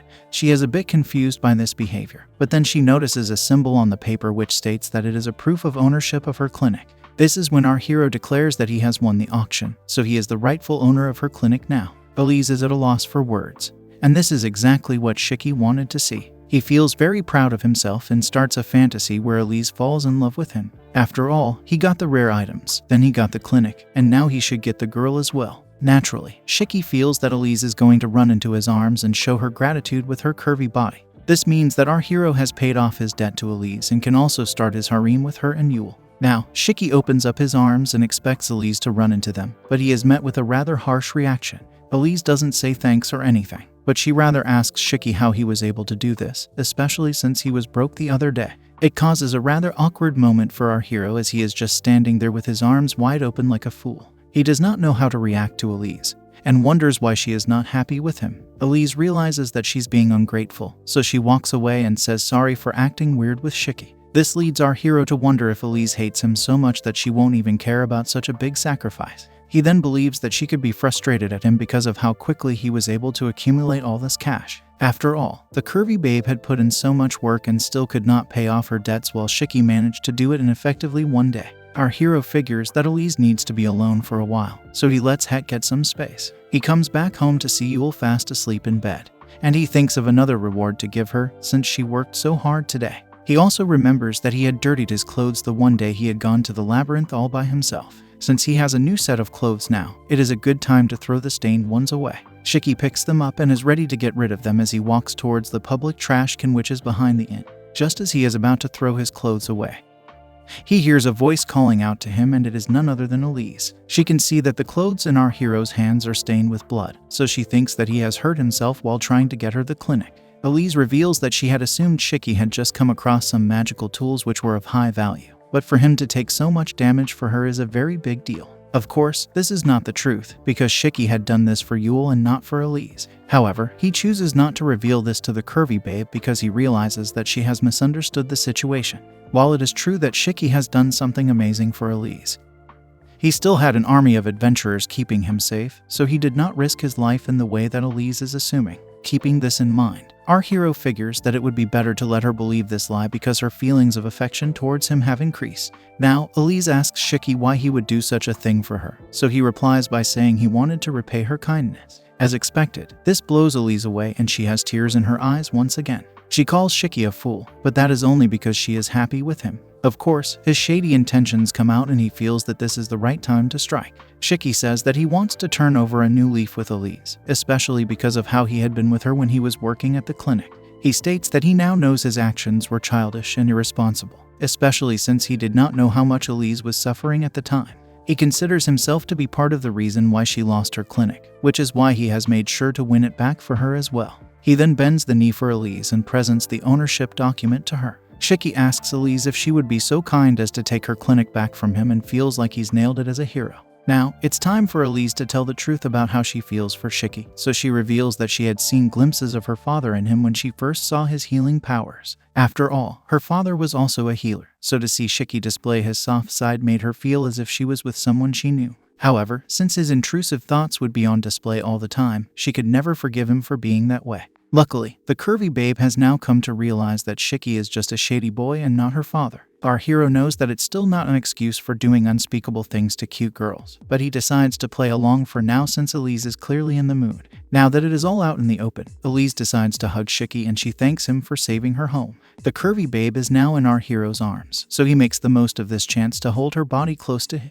After all, this is the best possible way for him to feel her twin peaks. Elise can figure that our hero has given into his intrusive thoughts, so she allows him to enter demon mode as he can't be helped. Shiki feels like he can finally make something happen right now. All this time, Elise would never even let him close to her, let alone touch her, but today is a different day. Shiki prays to God that Yuel sleeps a bit longer in her bed because now he and Elise are going to do unspeakable things with each other. Our hero decides to risk it all and he leans in for a kiss to kick off his new romance. However, it's at this very moment where all his dreams come crashing down on him. He and Elise get interrupted by two drunk men who are on their way either to the bar or from the bar. What matters is that they call out our hero for getting romantic with the curvy babe. As expected, these men are none other than Eight and Geyser, both of whom tease Shiki and say that he should not get too excited around Elise. What's worse is that they also reveal how Shiki was able to pay for the clinic. They blurt out how he sold the slime boss crowns to get the cash and even ask him to invite them the next time he plans such a mission. After all, they need to hold the front line while he just keeps healing them from the back. Eight and Geyser leave after causing enough damage to leave Shiki scared for life. Our hero is speechless, and we can see that Elise is definitely not blushing anymore. She asks him if he actually did end up selling the slime boss crowns for money and also whether he did all this while hiding behind the backs of others. Shiki tries to play it off as a harmless joke, but the look on Elise's face says a whole other story, so he immediately drops his head to the ground and says sorry for the terrible misunderstanding. Now that he has been exposed, he has no other option but to spit out the truth, otherwise he will be doomed. He goes on to say that his dirty clothes have nothing to do with the curvy babe and all he did was take advantage of the situation to grow her feelings of affection towards him. He is awaiting the worst possible punishment that can be inflicted upon him. But Elise simply says that all his apologies were for nothing. It's not because she's upset with him, but rather because he has nothing to say sorry for. Shiki doesn't quite get this, so he asks Elise if she has lost so much faith in him that she does not even expect him to apologize for his actions. He also asks the curvy babe if she does not want to have anything to do with him ever again. However, to his shock and surprise, Elise offers him her hand and says that she gets it because he had done all of this out of consideration for her. At the end of the day, Shiki put in his best efforts to make this happen, and it was all for her sake. If he had not put in the effort to gather a team and defeat the slime bosses, then Elise would not have her clinic again. This actually leads to a romantic moment between the both of them, which is not born out of deception or intrusive thoughts. Shiki is pleased to see how Elise is behaving, so he asks her to head back home with him. This is because Yuel must be waiting for them and he doesn't want to make her impatient. After that, they can also go to their clinic once again. It looks like Shiki has done the right thing for now, but will he act shady with Elise yet again? Also, if Elise is now on his team, then how is Yuel going to feel about it? Most importantly, where is Lulu in the middle of this whole harem situation? Like, share, and subscribe if you liked this video. Hit the bell icon to get notified when I upload part 3. See you soon. Our hero Shiki has been reincarnated into another world as a healer, but he keeps finding himself in trouble, especially when it comes to curvy girls. However, he has some kind of stability now, as he was able to get back on good terms with his ex-boss Elise, and is still loved by his slave girl Yuel. However, his journey will only continue to get more intense as time passes by. As of now, we know that Shiki was able to use the power of money to get Elise into his favor again. Yuel has noticed this, and she feels worried because Elise has a curvy body with extremely massive twin peaks. In comparison, the slave girl is a flat table, so she feels she will lose out to Elise in the race to win Shiki's heart. She curses Elise's twin peaks once again and imagines Elise taunting her with her melons by saying she will make Shiki fall in love with her in no time. Of course, Yuel fights back by saying Elise's body does not hold a candle to the relation she shares with her master. Now we come back to reality where Yuel is told that she and Shiki will be moving to the clinic that he just bought for Elise. Since she used to own this place, the three of them will be living together from now on. The slave girl takes a look at her new home and is amazed to see how big it is compared to the inn room she was in before. Yuel asks Shiki about his mini clinic at the bar, so he says that he will be working at the main clinic from now on. Keeping that in mind, he will reduce the number of appointments at the bar clinic, but also remembers that he will need to inform the bar master about it. Now, some time passes by, and even though Yuel and Elise don't know each other that well, the slave girl grows closer to the curvy babe. It may be sudden, but at least Yuel has a new friend now. She even looks at Elise's twin peaks differently now and imagines yet another chat wherein Elise says sorry to her for causing a mess. Of course, she does not have a problem with that anymore, because she is ready to follow whatever Shiki says to her. Elise tells Yuel that from now on, she will sleep in the same room as her, but this is not something that she wants to do. After all, Yuel likes to be in the same bed as her master, but Elise says that she can't keep doing that forever. She also says that even though nothing has happened till now, there is no telling when Shiki will act on his intrusive thoughts and do the unthinkable. Of course, this is a hilarious moment because our hero would never do such a thing to his slave girl. Elise tells Yuel that there are a lot of empty beds in this clinic, so she can choose to sleep wherever she likes. Shiki agrees with this, even though he feels that Elise thinks of him as too much of a shady man. Then again, he admits that the stimulus his elephant gets simply from the presence of another girl could lead to more awkward situations like the one he had not too long ago. Despite these words, Yuel is still not convinced about sleeping alone. So our hero tells her that if she feels lonely, then she can sleep with Elise as well. However, she takes this the wrong way and tells the curvy babe that Shiki had promised to embrace her when she would come to be of age. Due to this, there should be no problem with the two of them sharing a bed with each other. Of course, this leads to yet another odd situation where Shiki finds himself in trouble. Elise wants to make sure she heard this correctly, so she asks Yuel to confirm these words. She then looks at our hero and asks him to explain this, but judging by her face, Shiki can tell that she is very angry right now. Of course, this is not jealousy or anything like that, because it's in Elise's nature to be strict in such matters. After all, Yuel is a very young girl, so she needs to be kept safe at all costs. Elise holds the slave girl and calls out Shiki for promising such a vile thing to Yuel. Promising to embrace someone when they come of age is not exactly heroic behavior, so Elise continues to get angrier. Shiki can feel that Elise is looking at him like some kind of filth who had tricked an innocent slave girl to become a tool for his shady intentions.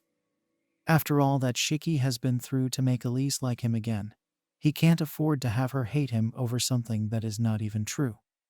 He asks the curvy babe to give him a chance to explain himself. And then he says that while he did promise such a thing to Yuel, it was only to avoid hurting her feelings, as she is currently growing through a phase of adulthood. He had actually imagined himself to be a kind man while he said this, so it all turns out to be one big misunderstanding. Of course, this breaks Yuel's heart, so she looks at her master with tears in her eyes to confirm what he just said to her. Our hero can't see Yuel in this condition, so he says that was not the case. But now he ends up annoying Elise, who questions his intrusive thoughts. It's neither here nor there for our hero, so he takes a moment to collect himself. He needs to come up with a way to get out of this tricky situation. But he needs to be careful, because he is risking the feelings of two girls over here. He tries a desperate attempt to flatter Elise by calling her a beauty, but she says that he is not fooling anyone with his fake compliments. Since he has no other option, Shiki pats Yuel on the head and tells Elise that it is a complex scenario that he can't explain for now. Yuel becomes happy when her master shows her affection, so Elise can see that the slave girl is really fond of him. Keeping this in mind, she agrees to let Shiki off the hook for now, so he can breathe a sigh of relief. However, Elise still maintains that sharing a bed with another man is not proper for a girl, unless she is married to him. She asks Yuel to sleep with her instead if she is feeling lonely, but the slave girl does not seem to want this at all. She shows hesitation and Shiki notices this, so he wonders why Yuel is being so resistant to such an idea. After all, she has never been selfish about anything even once up until this point. Elise is only saying these things because she cares for Yuel, and to her, the slave girl wanting to be in bed with her master is an act of defiance. Yuel must have realized this, which is why she is being so timid and bothered right now. The slave girl is unable to talk back to Elise, and she even has tears in her eyes, so our hero has had enough of this show. He calls himself a fool for just standing there and doing nothing at all for his slave girl. She is making such a sad face that anyone would want to cheer her up. So Shiki forgets everything else and tells her that he is sorry for making her feel this way. He says that they can sleep in the same bed for as long as she likes, even if it is forever. And then he hugs his slave girl to offer some comfort. Yuel is pleased to hear this and calls out to her master for granting her wish. Now, Shiki tells Elise that she should allow this because there is nothing shady going on at all. She says it's fine as long as Yuel is okay with it. But in this case, she will also join them. Now, this gets our hero's intrusive thoughts racing, because he thinks this is his chance to get lucky with Elise. However, when she said this, she meant sleeping in the same room, but in a different bed. This is a bummer for Shiki, because he had already imagined what all he was going to do with her after Yuel would go to sleep. He does know that Elise is not the type who will open her heart to someone so easily, despite what happened back when they had their misunderstanding about the clinic. Since then, she has regained her composure and is back to the Elise that he knew. Having said that, this is the first time they are sleeping in the same room together, so that does count for something. Shiki frankly believes that their relationship has taken a step forward due to this.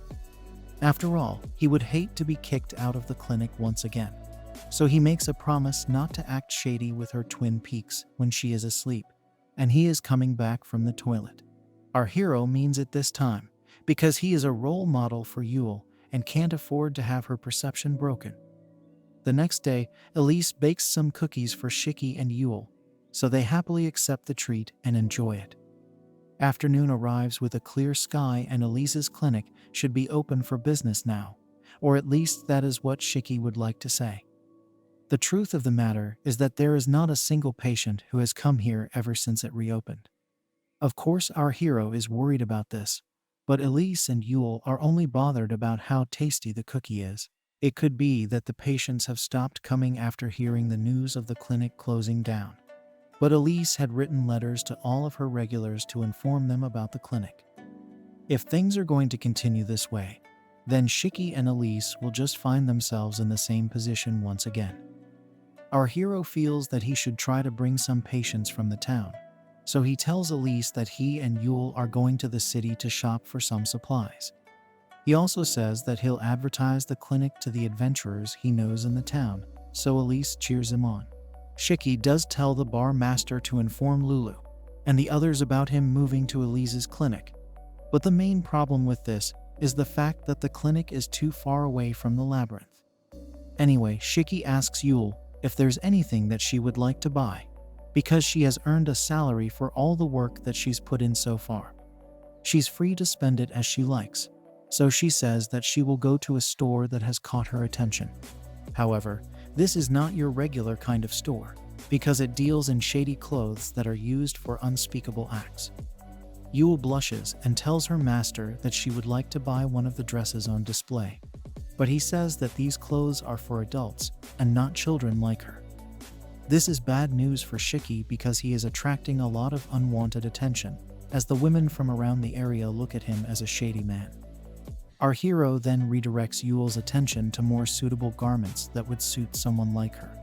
He is ready to pay for these clothes as well, so he tries to suggest a few to his slave girl. After going through some options and trying his best to convince Yuel to not go the shady way forward, our hero believes that maybe his slave girl just wants to try on something a bit different when compared to the rest. However, his efforts are of no use, as the item that Yuel chooses is a bit too extreme, even for some adults. She asks her master if she looks good with it, but is also confused as to why it has an opening in the middle. Shiki needs to act fast, because things will only get worse for him if this continues in public. The women continue to look at our hero as a shady man, so he laments the fact that he can't explain to them how he's Yuel's guardian in reality. He asks his slave girl why she keeps choosing the items that are risky, so she says that it's all because of Geyser. It turns out that he had told Yuel to wear such clothes if she wanted to get closer to her master. Of course, this was the wrong kind of advice, but Geyser is drunk all the time, so Shiki tells Yuel never to listen to anything he says ever again. After an awkward session, Yuel gets what she wants, so Shiki tries to get away from the scene as fast as he can. However, his slave girl says that there is one more shop that she would like to go to. Shiki hopes that it's not some other twisted fantasy shop like the earlier one, but luckily it just happens to be an equipment store. There is no odd item in sight, so our hero can step inside without any fear or doubt.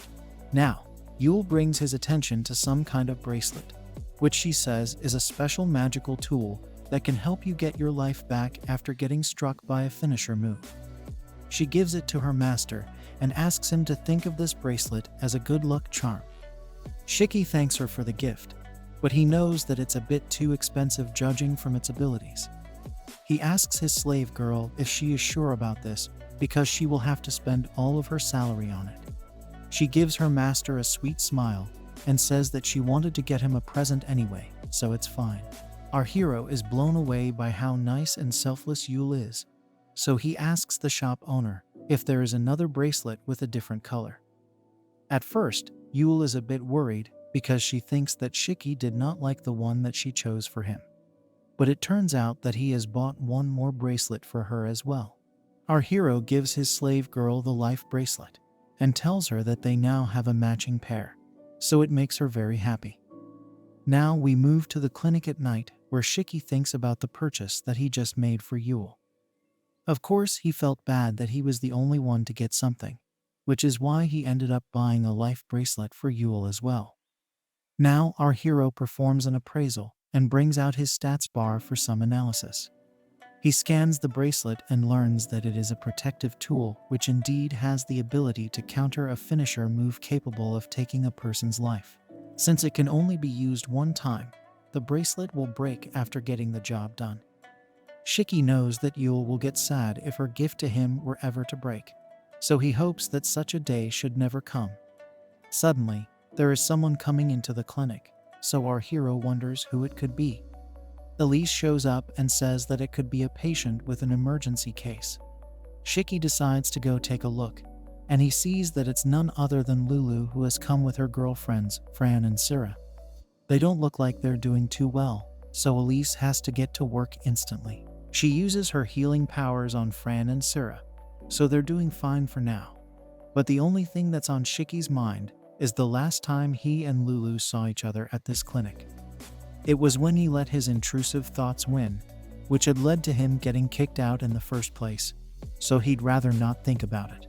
Also, since this looks like a serious job, our hero makes sure to tell Lulu that she is not going to get any discount this time. Lulu instantly says that she will pay the fee without any discount because she is worried for her friends. As a matter of fact, she is ready to even pay an extra fee if that is what it takes to get Fran and Syrah back to their healthy conditions. Our hero figures that she would not mind paying for saving her girlfriends, so it makes sense for her to be so agreeable. After all, when he had healed Fran the last time, Lulu had paid him the full amount because she did not even want her to have Scar. Since Lulu is such a good friend, Elise does not have any intention of charging her a higher amount than what she usually does. However, it would help if she knew what exactly led to the girls getting into this state. This will help her understand what could be the cause of the injuries, which will in turn help her come up with a remedy. Now, Lulu decides to take us to a flashback where she says she and her friends had finished taking care of some kobold monsters outside of town.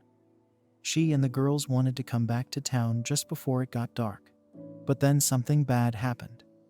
Shiki does not understand why the girls were taking care of such monsters, so Lulu explains that their numbers had been increasing by a lot off late. Since the nest was getting too big for anyone's liking, the guild had started posting more requests for this particular job. Now, Lulu continues her story and states that some more kobold monsters had showed up while they were on their way back. In the middle of this chase, Lulu had gotten separated from Fran and Syrah, but they were still able to regroup as the sun started to set. However, by this time the other girls were in a pretty bad state, so it could be that something had happened to them while they were separated from Lulu. Shiki thinks that the girls may have picked up some strange kind of mushroom and eaten it, but that is quite wrong. Elise thinks that this could be the work of a monster, so she asks our hero to go get some documents. In the meantime, she will continue to work on the girls, so Shiki gets going. Since the clinic is located close to the town's outskirts, that would mean that it's easier for adventurers from the outside to drop by. Since there are lots of kobold monsters showing up, this could mean that Shiki and Elise will get a lot more clients now. Having said that, the increasing number of monsters is not a good thing at all, so what's really important is to figure out why it's happening in the first place. After some running around, our hero comes back with the documents that Elise had asked for, but to his surprise, he sees both Elise and Lulu are working on Fran and Syrah. They ask him to wait outside, because they have to inspect Syrah's curvy body and Fran's flat table. Of course, such a sight would awaken anyone's intrusive thoughts. But to our surprise, Shiki simply gives the girls a thumbs up and tells them to carry on. However, he does not intend on waiting outside, because he would like to see how things continue from this point forward. Elise and Lulu try to explain what they are doing by saying it is a routine method to check if the girls are suffocating. Lulu once again asks our hero to look the other way because they are going to see some twin peaks. As expected, Shiki says that he needs to be present here because he also needs to find out how Fran and Syrah got to this condition. Elise does not have time to waste, so she gives our hero the look of death, after which he decides to turn the other way. He does mention that the curvy babe's twin peaks also look like they are suffocating underneath her clothes, almost as if they are about to burst open. After analyzing the marks on their bodies, Elise states that Fran and Syrah have been poisoned by a monster. The curvy babe then asks our hero for the documents that he just brought, because she needs to use them as reference for the poison patterns. It turns out that the culprit behind this is the crank-height turtle, which is a big monster known for being able to release a poisonous fog. Judging from the patterns, it just has to be the turtle monster, and Shiki also seems to recognize this name from somewhere. This is when he recalls the time when Sira had shown him a subjugation request. The turtle monster's name was written on that form, and now our hero puts 2 and 2 together. The recent rise in kobold monsters is because of the crank-height turtle releasing its poisonous fogs neath the town. Shiki can get rid of this issue by using his dispoison method, so he asks Elise and Lulu to step aside for now. He then takes a look at Fran, who is still under the effects of the poison fog. Shiki remembers that the flat girl kept being mean to him ever since they first met each other, so this is a chance for him to make her feel indebted to him. He unleashes his healing powers and instantly cures both Sira as well as Fran, much to Lulu's joy. She hugs her friends with relief, and then Sira thanks Elise and Shiki for helping them out. Of course, Fran still has a smug look on her face, but she gives Elise a big smile while showing her appreciation. This is not what Shiki had hoped to see, but then he realizes that it would not matter even if the flat girl owed him one. After all, it's not like she would ever admit such a thing. But then Fran walks up to our hero to tell him something. She mentions that he had used healing magic lots of times when they were fighting the giant slime monster, but he did not run out of power back then. Even now, he has been able to remove poison from her and Sira with ease, so she wants to say thanks to him. This is a big deal for Fran because she seemed to hate Shiki, so Sira hugs her and tells her that she did an amazing job right now. Fran tells her to stop with this behavior because it's a bit embarrassing for her. Shiki only comments that Sira should stop spoiling Fran with so much love just for doing the bare minimum. It's time to move on from this incident, so the girls ask Shiki to join them on their subjugation mission, because they would definitely need his healing magic to counter all the monsters out there. If he is by their side, then they will be able to take down the crank-height turtle with ease. Since there is no other option for our hero, he decides to say yes to the girls, and the next day, he sets out on his new mission with Yuel. They say goodbye to Elise, and she tells them to be careful during their mission. She particularly asks Shiki to take care, and it touches his heart to see how much Elise worries about him. He tells her that he'll be fine, but then she says that she does not want him to try anything shady with the girls while on the mission. After all, she does not want to be the one to get him out of custody if he does something like that. Our hero is devastated to learn that this was what Elise was worrying about, but he still smiles and promises not to let his intrusive thoughts take over, or at least he hopes so. He does mention that he has Yuel with him, so he will need to be on his best behavior. The slave girl is not paying attention to what her master is saying, because she can't take her eyes off of Elise's twin peaks that are shaking much more than they usually do. Shiki looks at her for confirmation, so she says yes, and then Elise states that she understands why such a thing is necessary. After all, the town is in danger, and these monsters need to be taken care of before they cause more damage. She then tells our hero that his healing magic is too good to be confined to just her clinic, but her clothes seem to be struggling to hold her curvy body. Yuel can only watch on in amazement to see what the female body is capable of achieving, and then she looks at herself only to get disappointed. With that, Shiki and Yuel leave, although the slave girl looks a bit too traumatized by what she has just seen. Obviously, Elise does not realize what is going on, so she simply bids them farewell and safe return. Our hero comments that Elise's body also cannot be confined to such tight clothes, but he does not say it out loud to avoid getting kicked out for good. Now, Lulu calls him over to join the subjugation force, but he is surprised to see that she still wants to fight despite seeing what had happened to her friends. He asks her if she's serious about this, so she states that she couldn't wait to be with him again, which is why she waited for him to come to her. Our hero wonders if she is being serious right now, or just messing with him like she did before. Lulu notices the life bracelet that he's wearing, so she asks him about it, and he tells her what it's for. He also mentions that he got a matching bracelet for Yuel, which makes the slave girl blush with joy. Lulu seems to be jealous of this, so she also decides to give Shiki something from her side. It's an earring, but then Lulu explains that it's a magical stone that will stick to our hero's ear. She puts it on his ear, and then reveals her own to say that even they are matching now.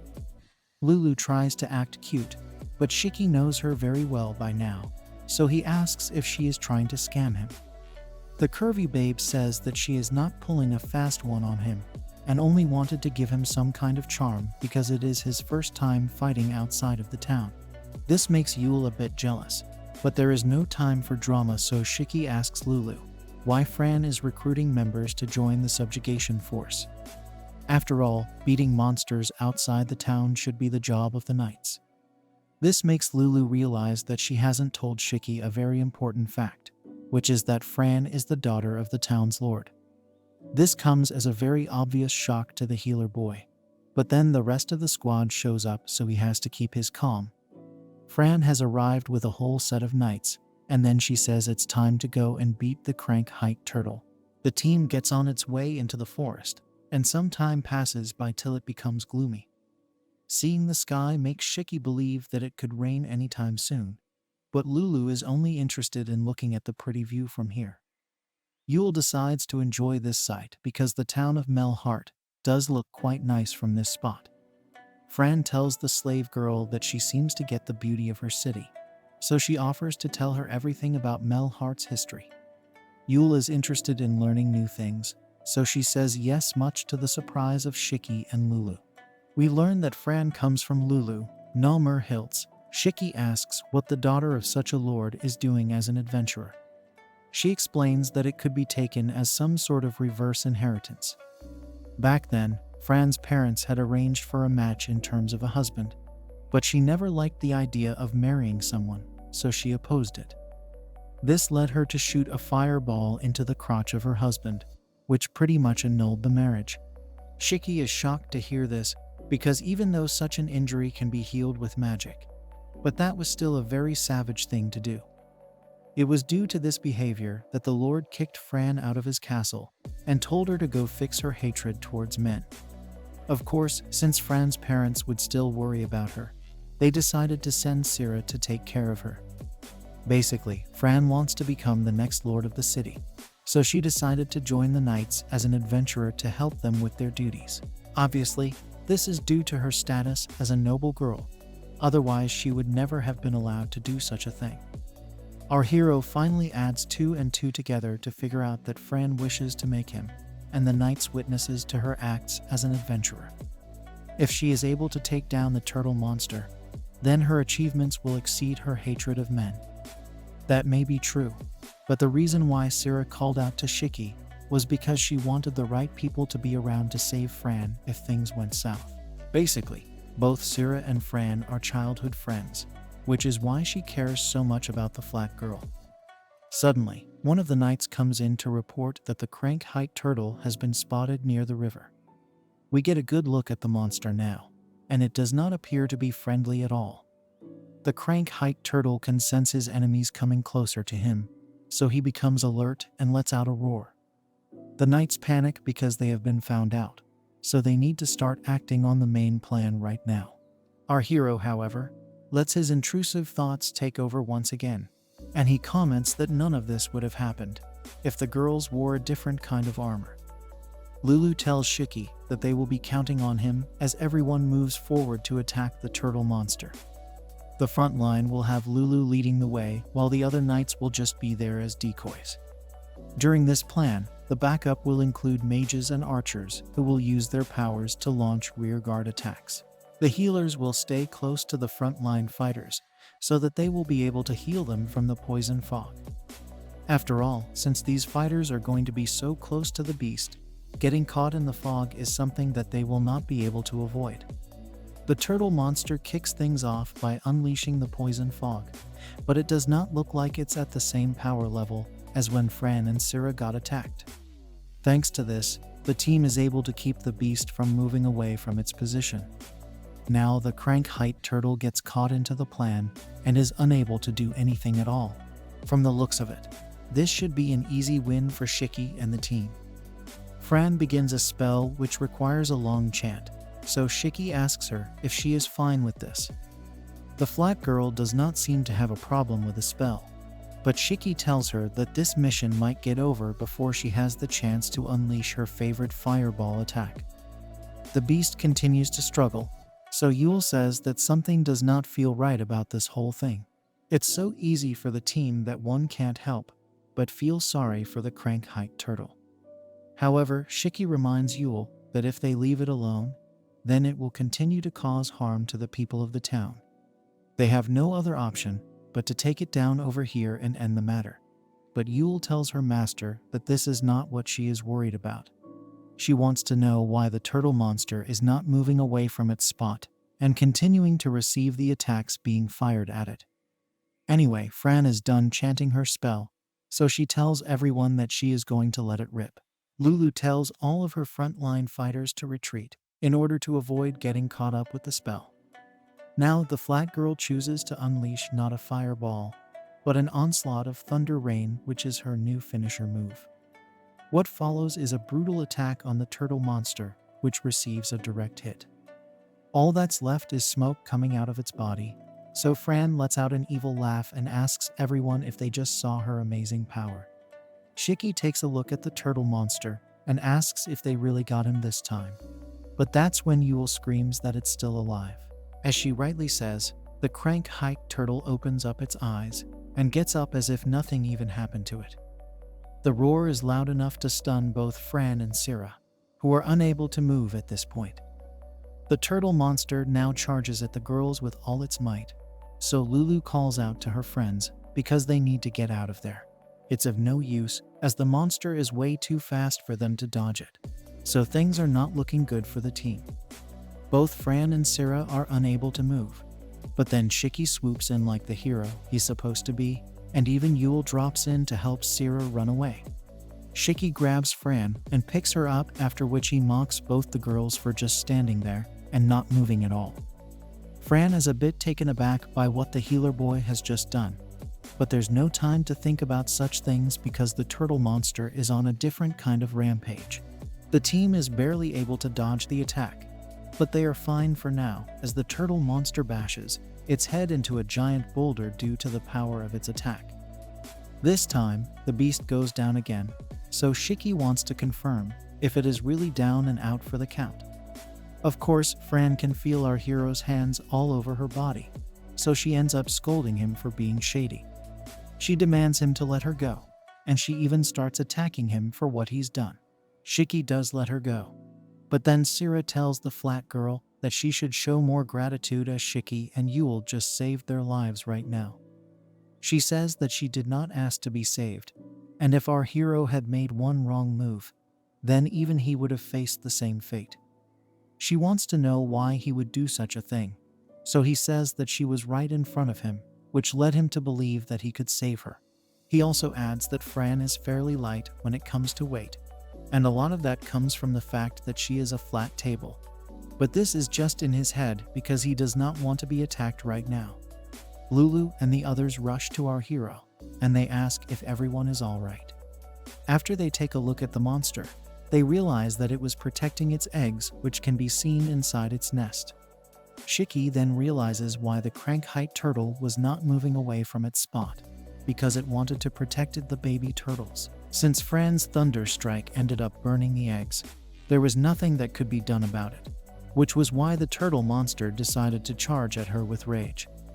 Now that they have an unexpected situation at hand, the team decides to split up into two main units, so that they can rush back to the main road. Suddenly, some movement happens in the ground, so everyone tries to figure what is going on. It looks like the charge attack from the turtle monster has sent some shockwaves into the ground from the boulder it had hit. The ground under Shiki begins to crumble, and he loses his balance right in front of Fran. He trips due to this movement, and is falling backwards where there is no place to land on. Yuel calls out to her master and rushes towards him, but it looks like it might be too late to save him. The scene goes dark, and after some time, our hero opens his eyes to see himself inside some kind of cave. For a moment, he does not know where he has come and can only hear the sound of water flowing next to him. He then notices something else in front of him, and it happens to be his and Yuel's clothes next to a fire. Shiki wonders what just happened with him, and then he hears Yuel calling out his name. She is right there next to him, and she is crying with joy to see that her master is finally awake. She hugs Shiki because she is happy to see that he is still alive, but he is still a bit confused to see Yuel in this state. The slave girl is covered in bruises, so Shiki uses his X-heal move to heal her instantly. Now he wants to know exactly what led to the both of them being trapped over here, so she explains that after they defeated the crank-height turtle, the cliff had collapsed, which led to Shiki falling into the river. Our hero now recalls that when he fell from the collapse, Yuel had jumped right after him to keep him safe. She says sorry for taking all his clothes to dry because he could have caught a cold in his state. Yuel was able to use a magic tool to start a fire, so their clothes should be dry soon as well. Shiki wonders how this is possible because Yuel does not have any magic tool to begin with. On top of that, he can also see some drop items on the ground, which can only mean one thing. Yuel was protecting her master from monsters while he was knocked out. She simply smiles as he says this, but Shiki knows that there are a lot of kobold monsters living in this forest. He feels bad because his slave girl was keeping him safe this whole time, implying that he is a burden. Yuel simply says not to worry about her because she will do anything to keep her master safe. She will keep him safe even if it would cost her life, which is something that she had said earlier as well when they had first met. Our hero pats Yuel on the head and thanks her for her service because she did an amazing job. Of course, Shiki wants to scold her for being so reckless, but he is not in the position to do so. He does not want to live if it means losing Yuel, especially because no amount of healing power can bring back those who have lost their lives. Now, the both of them dress up and our hero gets his hands on the magic tools that are in this cave. Since they have gotten their hands on these items, they might as well bring them back, and one of these tools looks like a gun. Yuel is clueless because she does not know what a gun is, so she asks her master if he is familiar with this item. Our hero figures that such weapons do not exist in this fantasy world, so he tells her that he also knows how to use this tool. Yuel finds this impressive because she feels a gun would be a complex item that is hard to operate. Shiki admits that he has never touched a gun before, but desperate times call for desperate measures. To Yuel, it might look like Shiki is a master of all because of how much he knows in general, but that is due to his appraisal skill, which he unleashes once again to see how he can use this gun. It is called a slime jelly jar, which means that it is used for cooking slime jelly by means of removing the smell from its meat in order to bring out the flavor. Another use of this tool is that it can take out fires, which means that it is essentially a mini fire extinguisher. It's the perfect timing for such a device, so Shiki decides to try it out on the fire that was drying their clothes. The tool happens to work just fine, but it does not look like it is shooting out water. The substance is a bit sticky, so Shiki is left in an awkward position, as Yuel also wonders what this could be. She asks her master about what he just shot out, and he realizes that the gun is using slime jelly, which can be used to entrap its targets. This explains why the gun is known for taking out fires despite no mention of any water. Of course, our hero is only making a guess for now, and he prays to God that this is not another shady toy like the one he had collected earlier for his solo missions. Shiki decides to flex a bit in front of Yuel, and says that she will need to be at his level to know how these things work. The innocent slave girl calls him amazing, but now the duo needs to find a way back home. They step out of the cave and see the night sky beginning to form around them, so Yuel asks what they should do now. Shiki recalls that the knights had said something about an unexpected situation right before he and Yuel fell into the river. Keeping this in mind, it would be smart to regroup with them and figure out what they mean by that. Shiki feels that if they follow the river, then they might find their way to the road.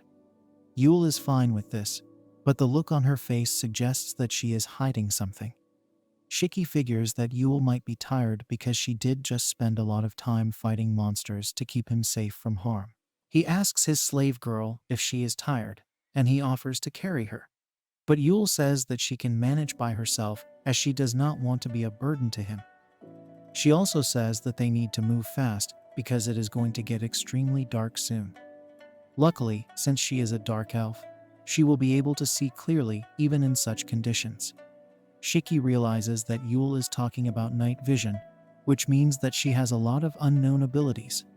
Our hero does not know how far he and Yuel have been swept away, so he tries to use the map he saw earlier as a reference point. It based on the map that our hero is hoping to find the road if he follows the river. Also, if Lulu and the team are out looking for them, then it could be possible for them to meet along the way. On top of all this, there is still something that is bothering Shiki, which is the fact that Yuel is being a bit too careful right now. He has never seen her act this way before, even when they used to go on missions in the Labyrinth. From the looks of it, the elf girl doesn't seem like she is going to last long at this rate, and to make matters worse, it begins to rain. Now, Shiki tells Yuel that their destination is still a long way ahead, and he can always heal her as long as she is not hit with a finisher move. Also, the both of them have their life bracelets, so they will be able to survive at least one such attack each. He asks Yuel to relax, but she still can't seem to shake off the feeling of fear from her mind.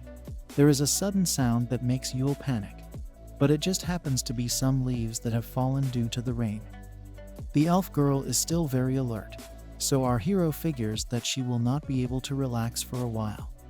He wonders if a person needs to be so alert while walking through this kind of forest because it's his first time over here. Shiki then decides to ask Yuel if she has been here before, and it causes her to react in an odd manner. Our hero realizes that he may have touched a nerve there, especially since Yuel would have had a bad past due to her status as a slave. Shiki tries to change the topic, but then Yuel attacks a small bat that creeps up behind him. Now she finally reveals that she was an abandoned child who would live in an orphanage. At times, she would go to the forest to hunt monsters and earn money for the people she would live with. This orphanage is located in a small town near the forest, but it was shut down at the same time when she was sold as a slave. Shiki then realizes that it was this moment which led to her being shipped to Melhood for being traded in a wounded state. His face shows some worry, so Yuel tries to cheer him up by saying she is happy to be here with her master. However, as she says this, the elf girl falls into Shiki's arms, which confirms what he had though about her being tired.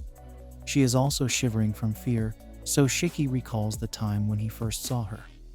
Yuel was severely wounded back then, but no slave trader would harm their own slaves because that would mean bad business.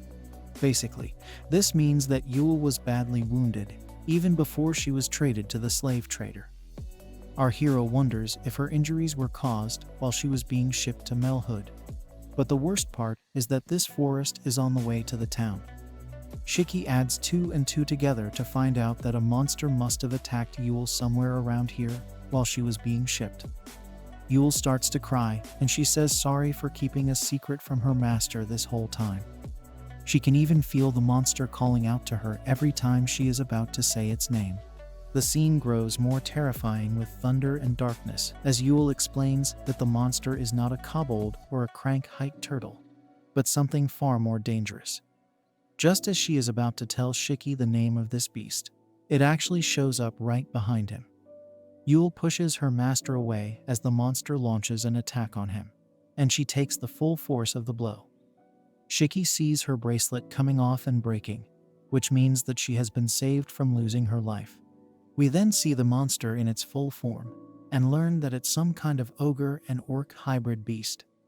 It is on a much higher level than a kobold or a crank-height turtle, so our hero and his slave girl are in big trouble. Yuel regains her senses after being smashed into a tree, but she has used up her life bracelet, so she's at risk now. The orc monster comes closer to her, and things are not looking good, so she calls out to her master for help. That's when Shiki shows up from behind and whacks the orc monster with his mace to save Yuel. It doesn't do any damage to the beast, but it does get his attention, so he turns back to look at our hero with anger in his eyes. Shiki is in disbelief to see that his attack had no effect on the orc monster, and then it slashes at him with full force. Our hero is just about able to dodge the attack, but this is way too risky for him to pull off on his own. He figures that he does not have much of a chance fighting against this beast, so he needs to distract it while he escapes with Yuel. Shiki takes some of the soil in his hands and throws it into the monster's eyes to keep him occupied. Once this is done, he uses his X-heal technique on Yuel so that she can run away with him. Shiki picks her up because she is still tired from her earlier battles, but she asks her master to put her down so that she can buy some time with the monster.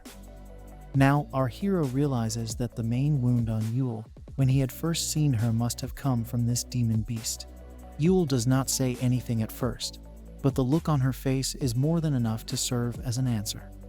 Shiki can feel her shaking in his arms, which means that she is very scared of this beast and what it can do to her. He also notices that her bracelet has been broken, so if she takes another direct hit, then she will be done for good. The worst part is that they are not fast enough, so the demon beast will easily catch up to them at this pace. Shiki can hear its footsteps coming closer to them, so he is left with no other choice but to do something heroic. Someone needs to stop this monster, so Shiki makes a decision that Yuel will not like him for, but will just have to deal with it. He turns to his slave girl, and she gets ready to receive his order, but it turns out that he uses his position as her master to command her to run away from here and leave him alone. This comes as a huge shock to Yuel, but since she has a slave crest, she will have to obey him no matter what. After all, this is how masters usually take advantage of their slaves, but Shiki is not like that. This is the right time for him to use this kind of power, and he decides to be the one who will keep the monster busy while his slave girl can run away to safety. She does not want to leave her master alone at all, but the crest forces her to run away from the scene against her wishes. As she flees, we see the monster coming closer, but our hero is ready to take him on and prove that he is indeed worthy of Yuel's praises. Of course, he needs to figure out what kind of demon he's up against, so he uses his appraisal skill to identify it as an arms ogre. This happens to be a mutated version of the beast, which means that it has sharp claws to go with its hard skin. It is such a deadly demon that it is feared by both humans as well as monsters.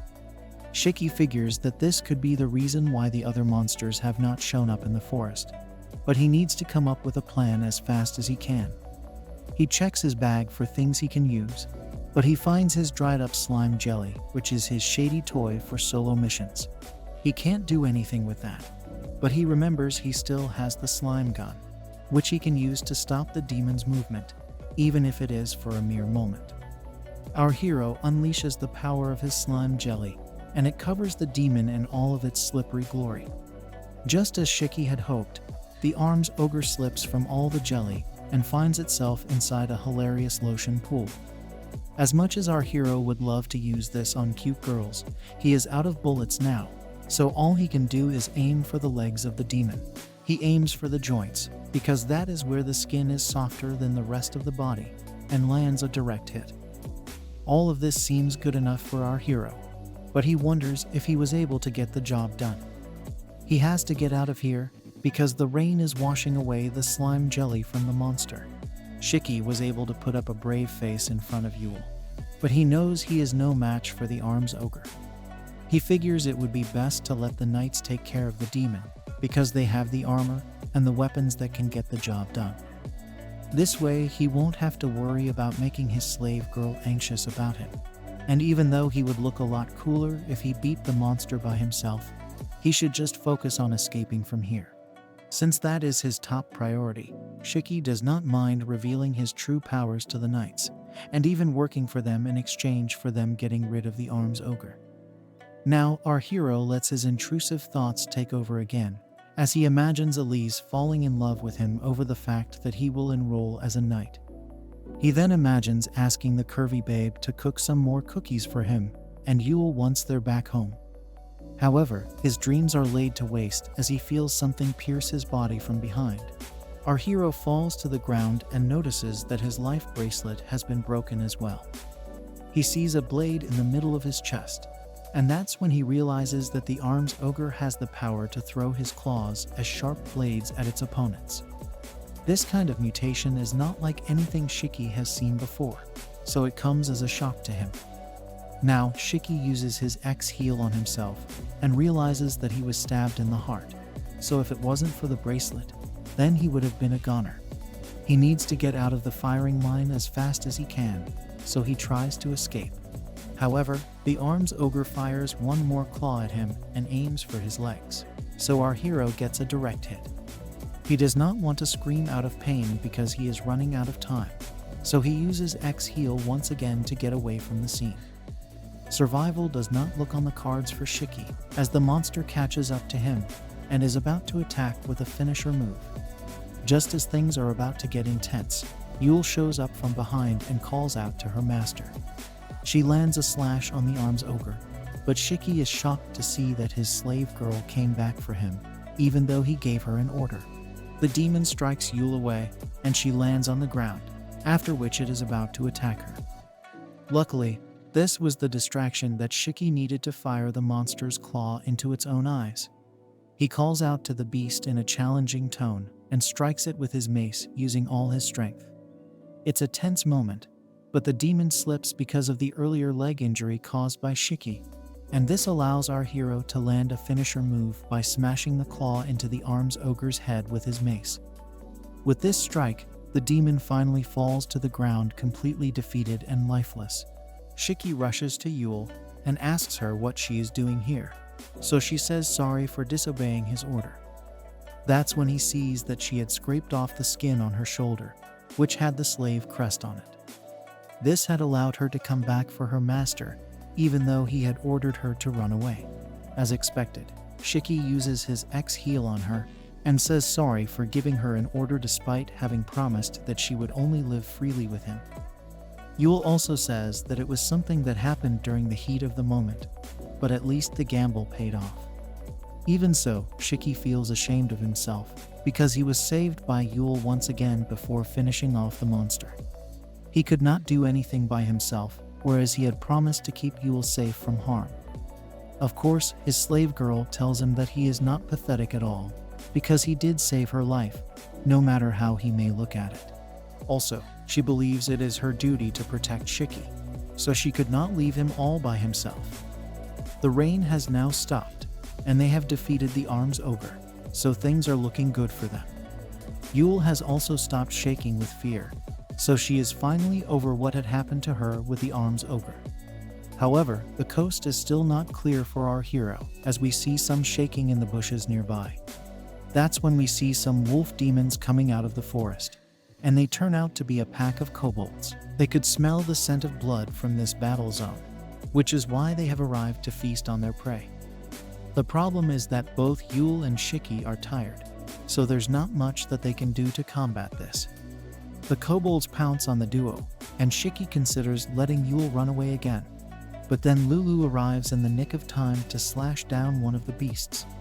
Both Shiki and Yuel are surprised to see the curvy babe in action, but she is glad to have made it. It's not just her who has managed to reach, but also Fran as she unleashes a fireball attack on the other kobolds. The flat girl seems to be bothered, and even has tears in her eyes, so Shiki is a bit confused. Anyway, Lulu is just glad that they were able to avoid a close call, and then the rest of the knights show up to take care of the remaining monsters. Shiki drops to the ground and comments that he and Yuel have been saved, but he can't understand how the others were able to find them. Lulu comes up to our hero and asks if he's all right, but since he does not respond, she wonders if he is even alive. It leads to a hilarious moment where Lulu asks him if he is a ghost now, but all her touching tickles him, so he tells her that he is very much alive. Now the curvy babe notices the arms ogre on the floor and realizes that it is a subjugation target. What's even more impressive is the fact that Yuel and Shiki were able to take it down without any extra help. Yuel says that her master was able to beat the demon with his mace, so Lulu says that it's very impressive. This beast's nails could sell for a very high price, but she notices something that is wrinkled on the ground. It happens to be the dried slime jelly, so our hero decides not to talk too much about it. Now Fran comes up from behind and thanks him for what he has done. She can be seen with tears in her eyes, but she tells Shiki not to get the wrong idea. After all, she would never live in peace if he were to lose his life over this. Our hero can't believe that Fran is such an emotional person, but she could have expressed herself in a much better way. Anyway, the important thing is that everyone is safe now, and the knights will take care of the ogre's corpse.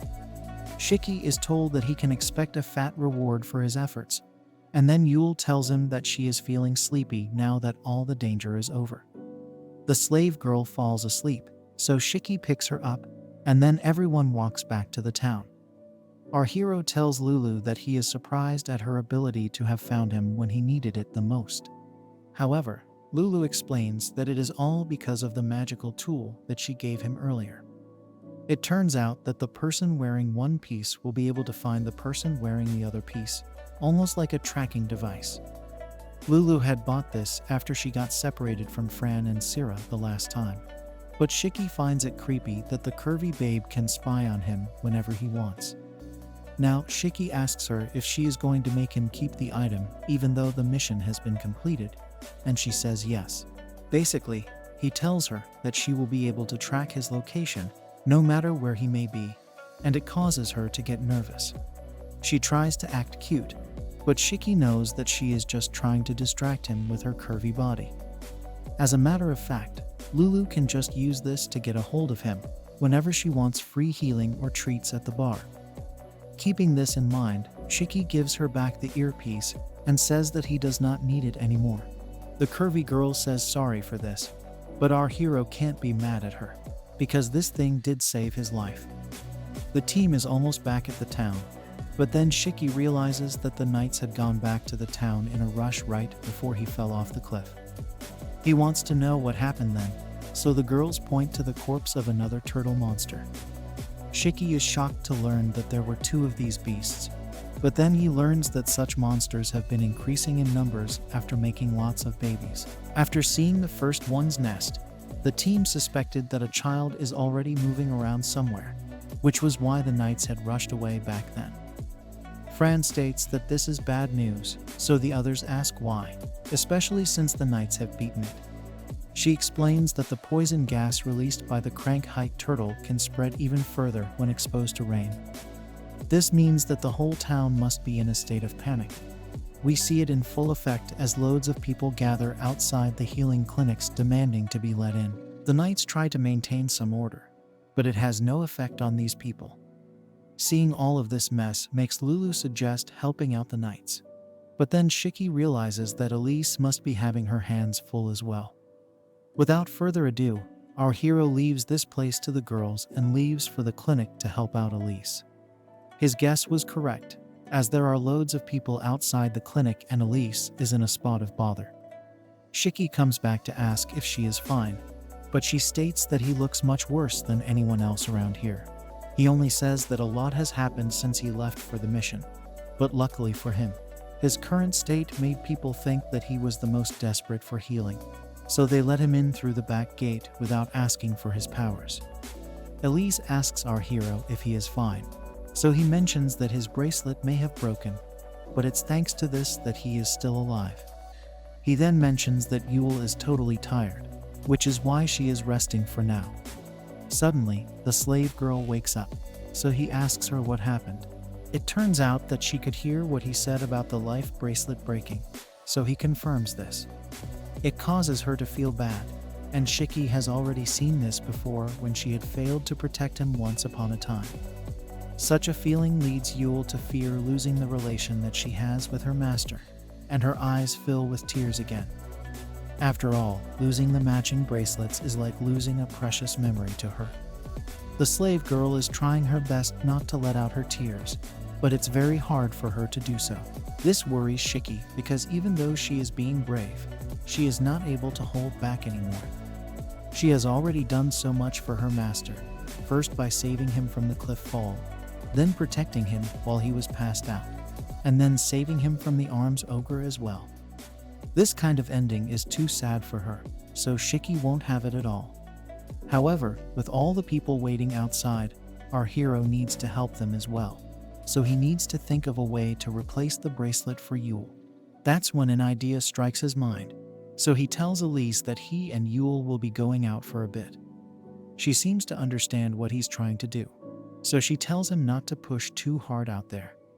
Now, our hero carries Yuel outside and takes her to a high point just as the sun is about to rise. The slave girl does not know what is going on, so Shiki tells her that the town is in a very bad state. There are actually 2 of the crank-height turtles, which means that the poison gas has spread to way too many places. By the time they got back, the whole town got covered in this gas, which is why people are going crazy trying to get healed. Yuel can't believe that such a thing has happened, and her master proves it even further by pointing out to all the people who were waiting outside Elise's clinic. Too many people are in need of healing, and such a task will not be possible for healers to do all by themselves. Due to this, there will be some casualties, and Yuel is very sad to hear this. Of course, Shiki is only lying to Yuel, because the people will not die from this kind of poison gas. This is because such a gas is only released to slow down the movements of the enemy. At best, all it will do is cause some nausea to its victims. Also, with the knights in action, they should be able to manage it somehow. Now, Shiki tells us that he is not lying to make Yuel sad, but rather, it is acting from his end to make her feel special. Now, Shiki strikes a heroic pose and tells Yuel that he is going to save this town from tragedy. However, he tells her that she can't reveal this to anyone. Otherwise, they might try to come and steal his powers. This is why what he is about to do is going to be a secret between him and her. This makes her excited because it is almost like a secret between lovers, which is obviously something that Shiki does not want. He plays along for now, although he does not know how true this part may be. After all, from Elise's words, she might already have an idea of what our hero is about to do.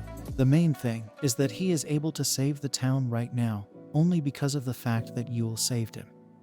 The bracelet might be gone, but it is proof of having protected him, which means that it has served its purpose. Now, Yuel feels special because she believes that she has saved her master's life, which in turn has led to the whole town being saved. With that, Shiki concludes his acting because Yuel can now be proud of losing the bracelet, rather than being sad about it. He tells his slave girl to remember this moment, as it is the one where the person whom she has saved has ended up saving the lives of an entire town. Our hero unleashes his ultimate Aria dispoison move, and the whole city gets healed in an instant. Even Lulu and the girls are amazed to see such a high level of healing magic, so they wonder who it could be. Now that the people have calmed down from the poison, the city has officially been saved. As the sun rises, Shiki and Yuel come back to the clinic, where Elise is eagerly waiting for them. She looks at our hero and tells him that he must have done something impressive with his powers. She can see that he is fluttering, so she asks him to get some rest for now. Shiki is glad to see the curvy babe's smiling face, but this also causes him to relax too much, and he lets go of his strength. He falls straight into the heavenly softness of her twin peaks, and this causes both the girls to be shocked. Yuel is hilariously feeling jealous, but there's nothing that Shiki can do as he is unable to move. He tells us that he does not mean to be creepy, but he genuinely does not have any power left. He fears that Elise may be angry at him, but the curvy babe allows him to rest his head in between heaven for now because she knows that he is tired. With this, the case is close to end a long battle involving crank-height turtles and the arms ogre that Yuel had feared. These threats have been eliminated, and our hero gets a handsome reward for taking down the demon. Even Elise's clinic becomes famous after the poison gas incident, so all is finally well. Shiki wakes up from his long rest and hopes to see Elise baking cookies while Yuel enjoys them. However, what he does see is Fran's father, who has come to him stating that he will marry his flat-table daughter. He even talks about holding a wedding date, which shocks not just our hero, but also the girls behind him. Yuel can't believe that her master is getting married, and even Lulu is unable to digest this fact. Elise is the most shocked out of all the girls, so she wants to know the meaning of this. However, the most confused person over here is Shiki himself, who wonders how it ended up like this. He demands to know what exactly is going on over here, but is it too late for him? Will he be married to the girl who would always scold him? And what will happen to Elise and Lulu, both of whom also seem to like Shiki? Like, share, and subscribe if you like this video. Hit the bell icon to get notified when I upload part 4. See you soon. Luckily for Shiki, all of this turns out to be a dream, and he wakes up to see Elise beside him in bed. Our hero finds himself in an odd position as he is holding on to her twin peaks, and he can't seem to recall how he got himself into such a situation. He does remember passing out from fatigue, and then he wonders if he and Elise engaged in unspeakable acts while he was passed out. However, Elise is not the kind of girl to do such shady things and take advantage of Shiki, so he feels she must have just stayed by his side in the night. The real problem, though, is that his hand is stuck in between her twin peaks, and he's trying to use the pull-out method, but it's not as effective as people make it out to be. Soon enough, the curvy babe wakes up and our hero is left in an awkward situation. He tries to distract her by commenting on how breezy the morning is, but she clarifies that it's actually evening right now. Shiki can sense that Elise might be upset, so he needs to come up with something to say as soon as possible. He immediately says sorry without knowing if he has done anything, but Elise simply tells him to get out of bed so that he can take a shower and get dressed. This comes as a surprise to Shiki because Elise doesn't look upset, but is blushing instead. He wonders if she ended up doing something shady with him after all, and this awakens his intrusive thoughts. His body can't seem to suggest if anything happened between them, so he feels that he should continue holding on to her twin peals for good measure. He hopes to find a love bite or something if he examines Elise's curvy body, and the look on his face says it all. Elise now refreshes his memory by saying he had clung on to her clothes after he had passed out earlier from all the healing energy he used up. She had no other option but to stay with him the whole time, and even had to keep the clinic closed for a day. However, she states that nothing happened between the two of them, so he should stop with the shady expression on his face. Shiki maintains that he is not being shady, and then Elise explains that she had Yuel get rid of his clothes because they were too torn up and unfit to wear to bed. This makes sense to Shiki, but he can't see Yuel anywhere, so he asks where she is. It turns out that his slave girl is right behind him, and she says she's happy to see that her master is feeling better. Shiki feels awkward because he has just shared a bed with both Elise and Yuel, so he asks her if she has just woken up. She says yes, which is a relief because our hero did not want Yuel to see what his hands were doing to Elise's twin peaks. However, for some reason, she doesn't seem too lively. Now, Elise says that they have received an invitation to a banquet at the Lord's Manor. The letter says that the banquet is in celebration of the subjugation force's recent victory, and the Lord would like to have the presence of the healer who helped immensely with the mission. Now we see Shiki, Yuel, and Elise walking on the road, talking about the incident with the poison mist. Elise admits that for a while, she didn't think the people of this town were going to make it, because they were panicking too much. Anyway, the people are happy and peaceful now, but Elise feels weird about tagging along with Shiki for this banquet, because she didn't really do anything to help with the mission. Our hero says that the letter allowed him to bring his loved ones, so he doesn't see a problem in bringing Elise with him. Hearing this makes her blush, and Shiki believes that it should be fine for them to act as family during this banquet, even though in reality, they just live together. The trio can hear a lot of noise coming from the side, and it alarms Yuel, so she asks her master what's going on. From the looks of it, Shiki guesses that it could be a wedding, but Elise is shocked to see that the two of them have never seen anything like this before. She explains that when two people get married in this town, it is customary for them to walk through the streets and get blessed by everyone living here. The thought of marriage makes Yuel blush, and she holds on to her master's arm and she asks him if he ever plans to get married. He replies by saying if he were to get married, then it would be to a harem. But he forgets that Elise is listening in on this chat. He shuts his mouth, but it's too late because Elise wants to know what he just said. Luckily, Shiki didn't say the whole word, so it's a close call for now. After all, he can't use such a word around Elise, otherwise it will be the end of him. She continues to stare at Shiki, which makes him a bit uncomfortable because he doesn't want her to figure out his shady intentions. Now Yuel gets upset as she feels that her master may have already gotten engaged, but he reassures her that this is not the case. He then states that if he were to get married, then he would want a happy and harmonious life where he can laugh every day. Of course, he does not want to leave Yuel hanging like this, so he further states that he would never run off to get married without letting her know about it. On top of that, he clarifies that he is not engaged to anyone yet, and this seems to put his slave girl at ease. Elise, on the other hand, is still not impressed, and she still has her suspicions. Anyway, our hero has been able to dig himself out of a hole over here, but the problems have only just begun for him. Now we learn that the dream he was having earlier was not a dream, but rather a prediction of the future. This is because the Lord indeed looks at Shiki as a suitor to his daughter Fran, who used to hate men. Shiki tries to figure how this has happened, and Yuel clings on to him for clarity. She makes an innocent, cranky face and says that she wants to be by his side, even after he gets married. Of course, our hero wants to tell her that he does not want to get married to Fran. But then the Lord says that Shiki is the perfect match for Fran because she uses attack magic, while he is a healer. Lulu is also in attendance, and she warns Fran to think it over because Shiki is a huge creep. We can see that Fran is in a tough spot. But then Elise says that she has nothing to say on the matter because she does not have any powers that are worth talking about. This leaves our hero to fend for himself, so he realizes that he will need to take control of the situation before it gets further out of hand.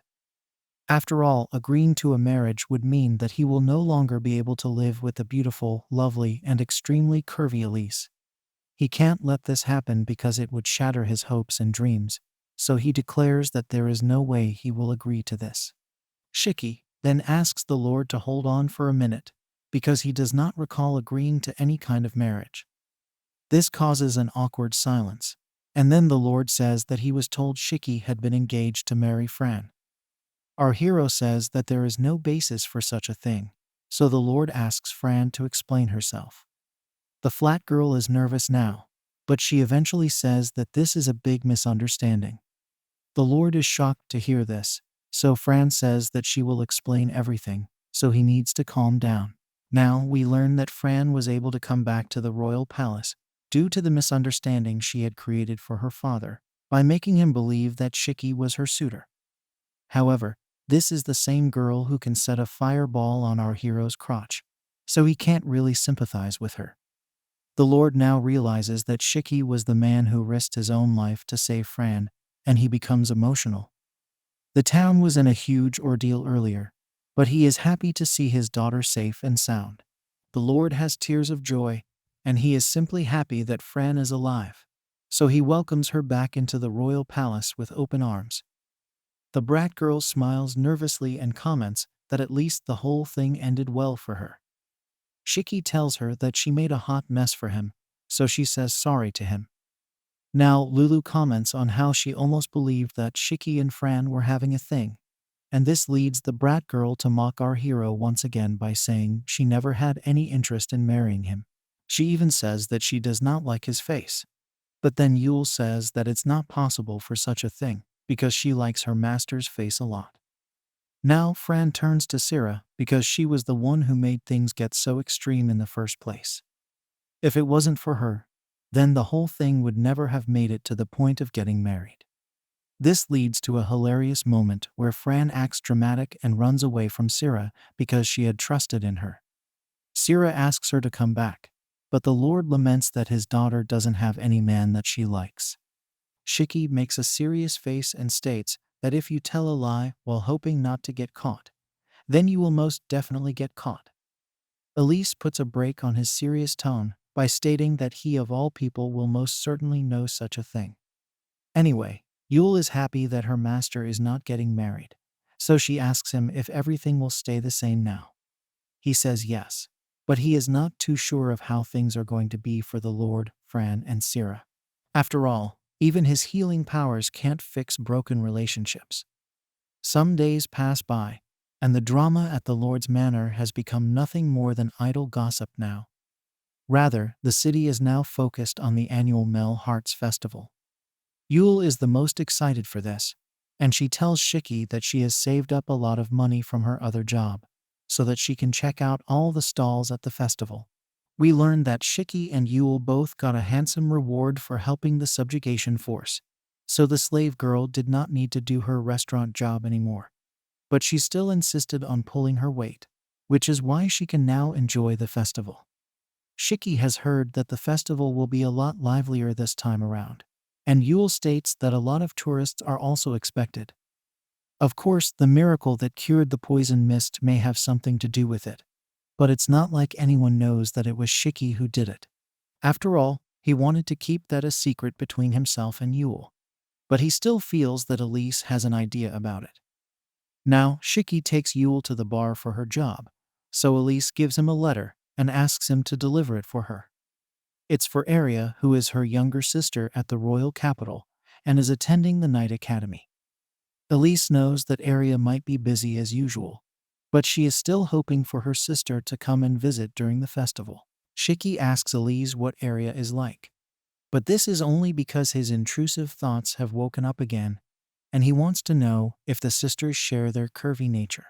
Elise can spot his shady intentions from a mile away, so she tells Shiki to keep his hands off her sister. Now, our hero heads to town, and he can see that there are already lots of stalls set up even before the festival. A lot of people are also talking about the mysterious healer who had saved them all from the poison mist. Lots of cute girls are also talking about him, although they don't know that it was he who did it. Shiki almost feels like a secret superhero at this point, and he takes great pride in listening to all these praises. Now that he's dropped Yuel, he decides to walk back home, while also hearing all the praises about him. That's when he is suddenly greeted by Geyser and 8, so he asks them what they are doing here. The men say that they are waiting to pick up some cute girls, which is why they are patiently waiting for them to come their way. Geyser now holds on to Shiki and tells him to join them as it will be fun. However, 8 seems a bit nervous, and he says that this might not be a good idea after all. He asks Shiki for validation, but our hero can't say much about his chances. He does know that Geyser won't stand a chance because he has a very scary look that will simply drive away all the women.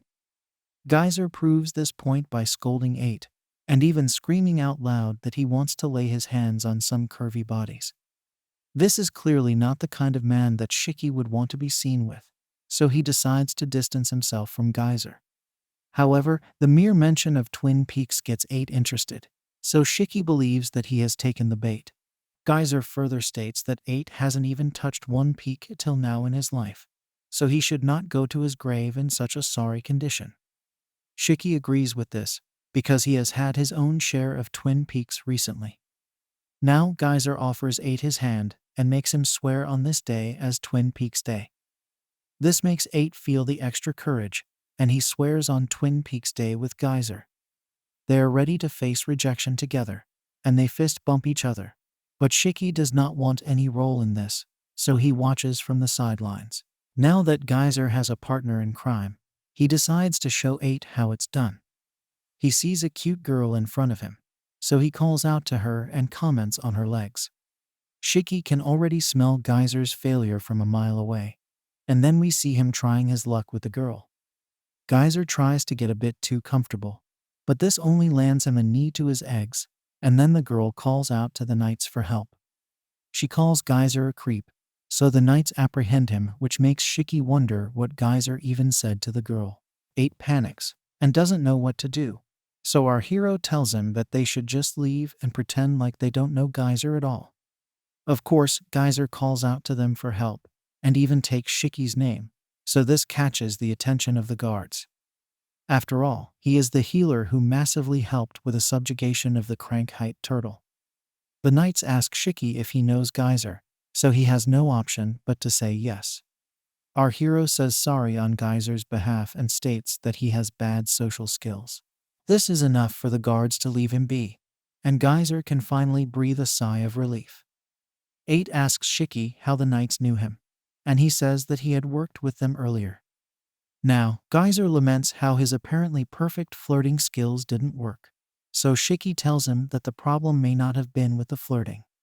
Geyser asks what it could be, but the face he makes at our hero is so laughable that Shiki decides to change his mind. He tells him that he might have said something cruel, so he should just forget it. With that, our hero walks away, but he is stopped by a cute girl. She blushes and says that he is kind of cool, but Geyser gets excited and asks if she is talking to him. Of course, that is not the case, and it only hurts his feelings even further. The girl now walks up to Shiki and states that she heard what the knights were saying about him. She confirms that he's a healer and asks if he would like to hang out with her. This awakens all kinds of intrusive thoughts in our hero's head, so he is ready to abandon the boys for her. He instantly accepts her request and tells the boys to try their best hitting on random girls. Now, as Shiki hangs out with the cute girl, he asks her where she would like to go. The girl says that it's a very nice place, and she actually used to live there before, which is why she has been wanting to visit it for a while. Shiki wonders what she means by a nice place, and it makes him dream about all kinds of possibilities. Now the girl asks our hero a very important question. She wants to know if he always likes to flirt with random girls on the street, and her face seems to be serious here. This girl is sharp, so our hero figures that he should really watch what he says next. He states that Geyser and 8 were forcing him to join them, so he eventually gave in, but still decided to watch from afar. The girl says it's lucky for Shiki to have chosen such a path, so he asks her why she'd say such a thing. She doesn't give him an answer, but rather just holds on to his arm and says that they should get going. The physical contact is a bit too much for him to handle, because he can feel the girl's curvy body on his.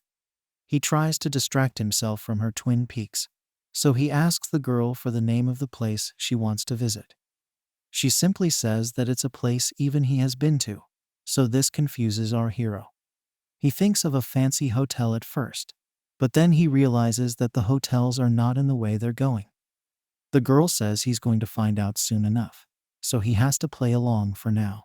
The feeling of soft twin peaks on his arm makes his brain lose all focus, and he wonders if he's starting to imagine things because this path looks awfully familiar. Another thing he notices is that this girl is holding onto his arm with a lot more strength than her petite figure suggests. On top of that, her blonde hair and blue eyes seem to remind him of someone he knows. Shiki just says that he's imagining things, but he wants to be sure, so he asks the girl if she is living at the royal capital. She says yes, so our hero asks her if she has a sister who lives in this town, and she says yes to that as well. This isn't looking good for Shiki because he knows where this is going, but he has to be sure, so he asks her if the sister also operates a clinic. The girl says yes, so our hero needs to place the final nail in the coffin by asking for her name. Just as he had feared, she reveals that it's Aria, which means that she is none other than Elise's sister. Aria blushes because the secret is out, but Shiki has other things to worry about. He does not get why she is here instead of the royal capital, and the worst part is that they have already arrived at Elise's clinic. Aria calls out to her big sister, but Shiki demands that she let go of his arm before he gets into trouble. However, Aria giggles and says no because her big sister has said a lot about Shiki in her letters to her. She then teases our hero by saying he shouldn't go around hitting on other girls when he already has Elise. The only thing on Shiki's mind is that he's going to be done for if Elise realizes that he picked up her little sister. Or even worse, he was picked up by her little sister. His worst fears come true because Elise shows up and sees Aria with Shiki, so she asks what the two of them are doing together. Aria simply says that she's glad to be back, and she caught Shiki in the act while he was trying to flirt with girls on the street. This obviously catches Elise's attention, so our hero is in hot water now. Now, we see Shiki, Elise, and Aria all sitting together at the table, but Aria is the only one with a smile on her face. Our hero is trying to think of a way to get out of this situation, but even if he says that Aria was the one who hit on him first, it's not like Elise is going to believe him, especially with his track record. Also, he may not have known who she was at the time, but following Elise's sister is still more than enough to cause trouble for him. Now, Aria asks Elise what she wants to do with Shiki because he got caught in her honey trap, while he was trying to cheat on her anyway. This is when it strikes the healer boy that this could have been planned by Aria all along to see if he was good enough for her sister. Of course, he feels nice that Aria believes him and Elise to be in a relationship together. But then the curvy babe says that there is nothing going on between her and Shiki, much to his disappointment. On top of that, she also calls Aria out for only dragging our hero here for her own amusement. This makes our hero realize that Elise has seen right through her sister's plans. Aria admits to this, but she also says that she thought Elise and Shiki were dating based on what she had written in her letters. Now Shiki wants to know what Elise wrote in those letters that caused Aria to misunderstand what was going on between them. The younger sister is not ready to give up yet, so she tells Elise that she is staying with Shiki, but still says that they aren't together, which is a total lie. This is because only lovers stay together, and the statement causes Elise to blush after sharing a glance with Shiki. Our hero decides now is the time to go on the offensive. So he tells Aria that he and Elise even sleep together in the same room. That too, every single night. Aria gets up feeling enraged and refuses to believe that her sister would engage in such shady acts with a boy she does not love. Of course, Elise clarifies by saying they sleep in different beds, but Aria has heard enough, so she is glad that her big sister is not lonely. Elise says that she is only doing this to protect Yuel from Shiki, even though that is not a legitimate concern. She maintains that there is nothing between Shiki and her, and then she decides to change the topic and ask about what Aria is doing here. She reveals that she's actually in town because she's stationed as a guard for the festival. Aria then says that she only dropped by to say hello because she has already been given a room somewhere else. After all, she does not wish to be a third wheel and wants her sister to continue doing shady things with Shiki. But she also tells our hero not to fall into any other honey traps. Of course, Elise states once again that they are not like that. But the healer boy makes it worse by saying he can't promise not falling into any honey traps. However, he knows that nothing can happen between him and Elise as long as Yuel is around because he has to be a good master. Now it's time for Aria to leave. But before she does so, she asks Elise if she can borrow Shiki for a while. Otherwise, she might get lost. Elise doesn't mind because she has to look after the clinic anyway, so she allows it. Now, as they step out, Aria comments on how much fun this was, but Shiki tells her that she almost undid all the efforts he had made to be on Elise's good side. The night girl then reveals that she doesn't actually need Shiki for directions, as she only wanted to get him out of the room. Suddenly, the duo hears loud cheering, and then we see another cute girl who is believed to be a Median priestess. The healing rays on display makes Shiki wonder if she is doing this for free. But then Aria explains that she does this at the royal capital as well. The priest girl basically gets nice donations after healing large crowds, and this is why she has been given the name Saint. Shiki recognizes the light from her healing spell and can state that she is a high-level priestess. He is interrupted by Aria, so he worries that she feels he's having intrusive thoughts again. Our hero reassures her that he is only trying to assess the priest girl, but then Aria says that she needs his help with something. Basically, she was worried about Elise, because she doesn't usually reveal her feelings too much. The letters may not have been giving the true picture, which was why Aria wanted to check in on her big sister. Shiki figures that if this is the case, then Elise may not have even told Aria about the time she had sold the clinic due to debt. Anyway, the night girl is happy to see her sister in a genuinely happy home, so Shiku looks at her differently. After all, he actually thought that Aria only came home to tease him and Elise. Now, Aria says that Elise may not be too upfront about her feelings, but she is most definitely fond of Shiki, so she wants him to take good care of her. She wants her sister to be happy, so this makes our hero wonder how fondly Elise actually thinks of him. Of course, if Aria was able to honey trap him, then it's obvious that Elise had told her about his shady nature. But even then, it looks like she has said some nice things as well. Now, Shiki comes back home and decides to ask Elise what she had written in her letters, but he also wants to make sure that he doesn't come off as too direct. However, the moment he comes home, Elise says that she is going to move out. Our hero hasn't even said a word and his curvy babe is already upset. So he wonders what could be the cause of this.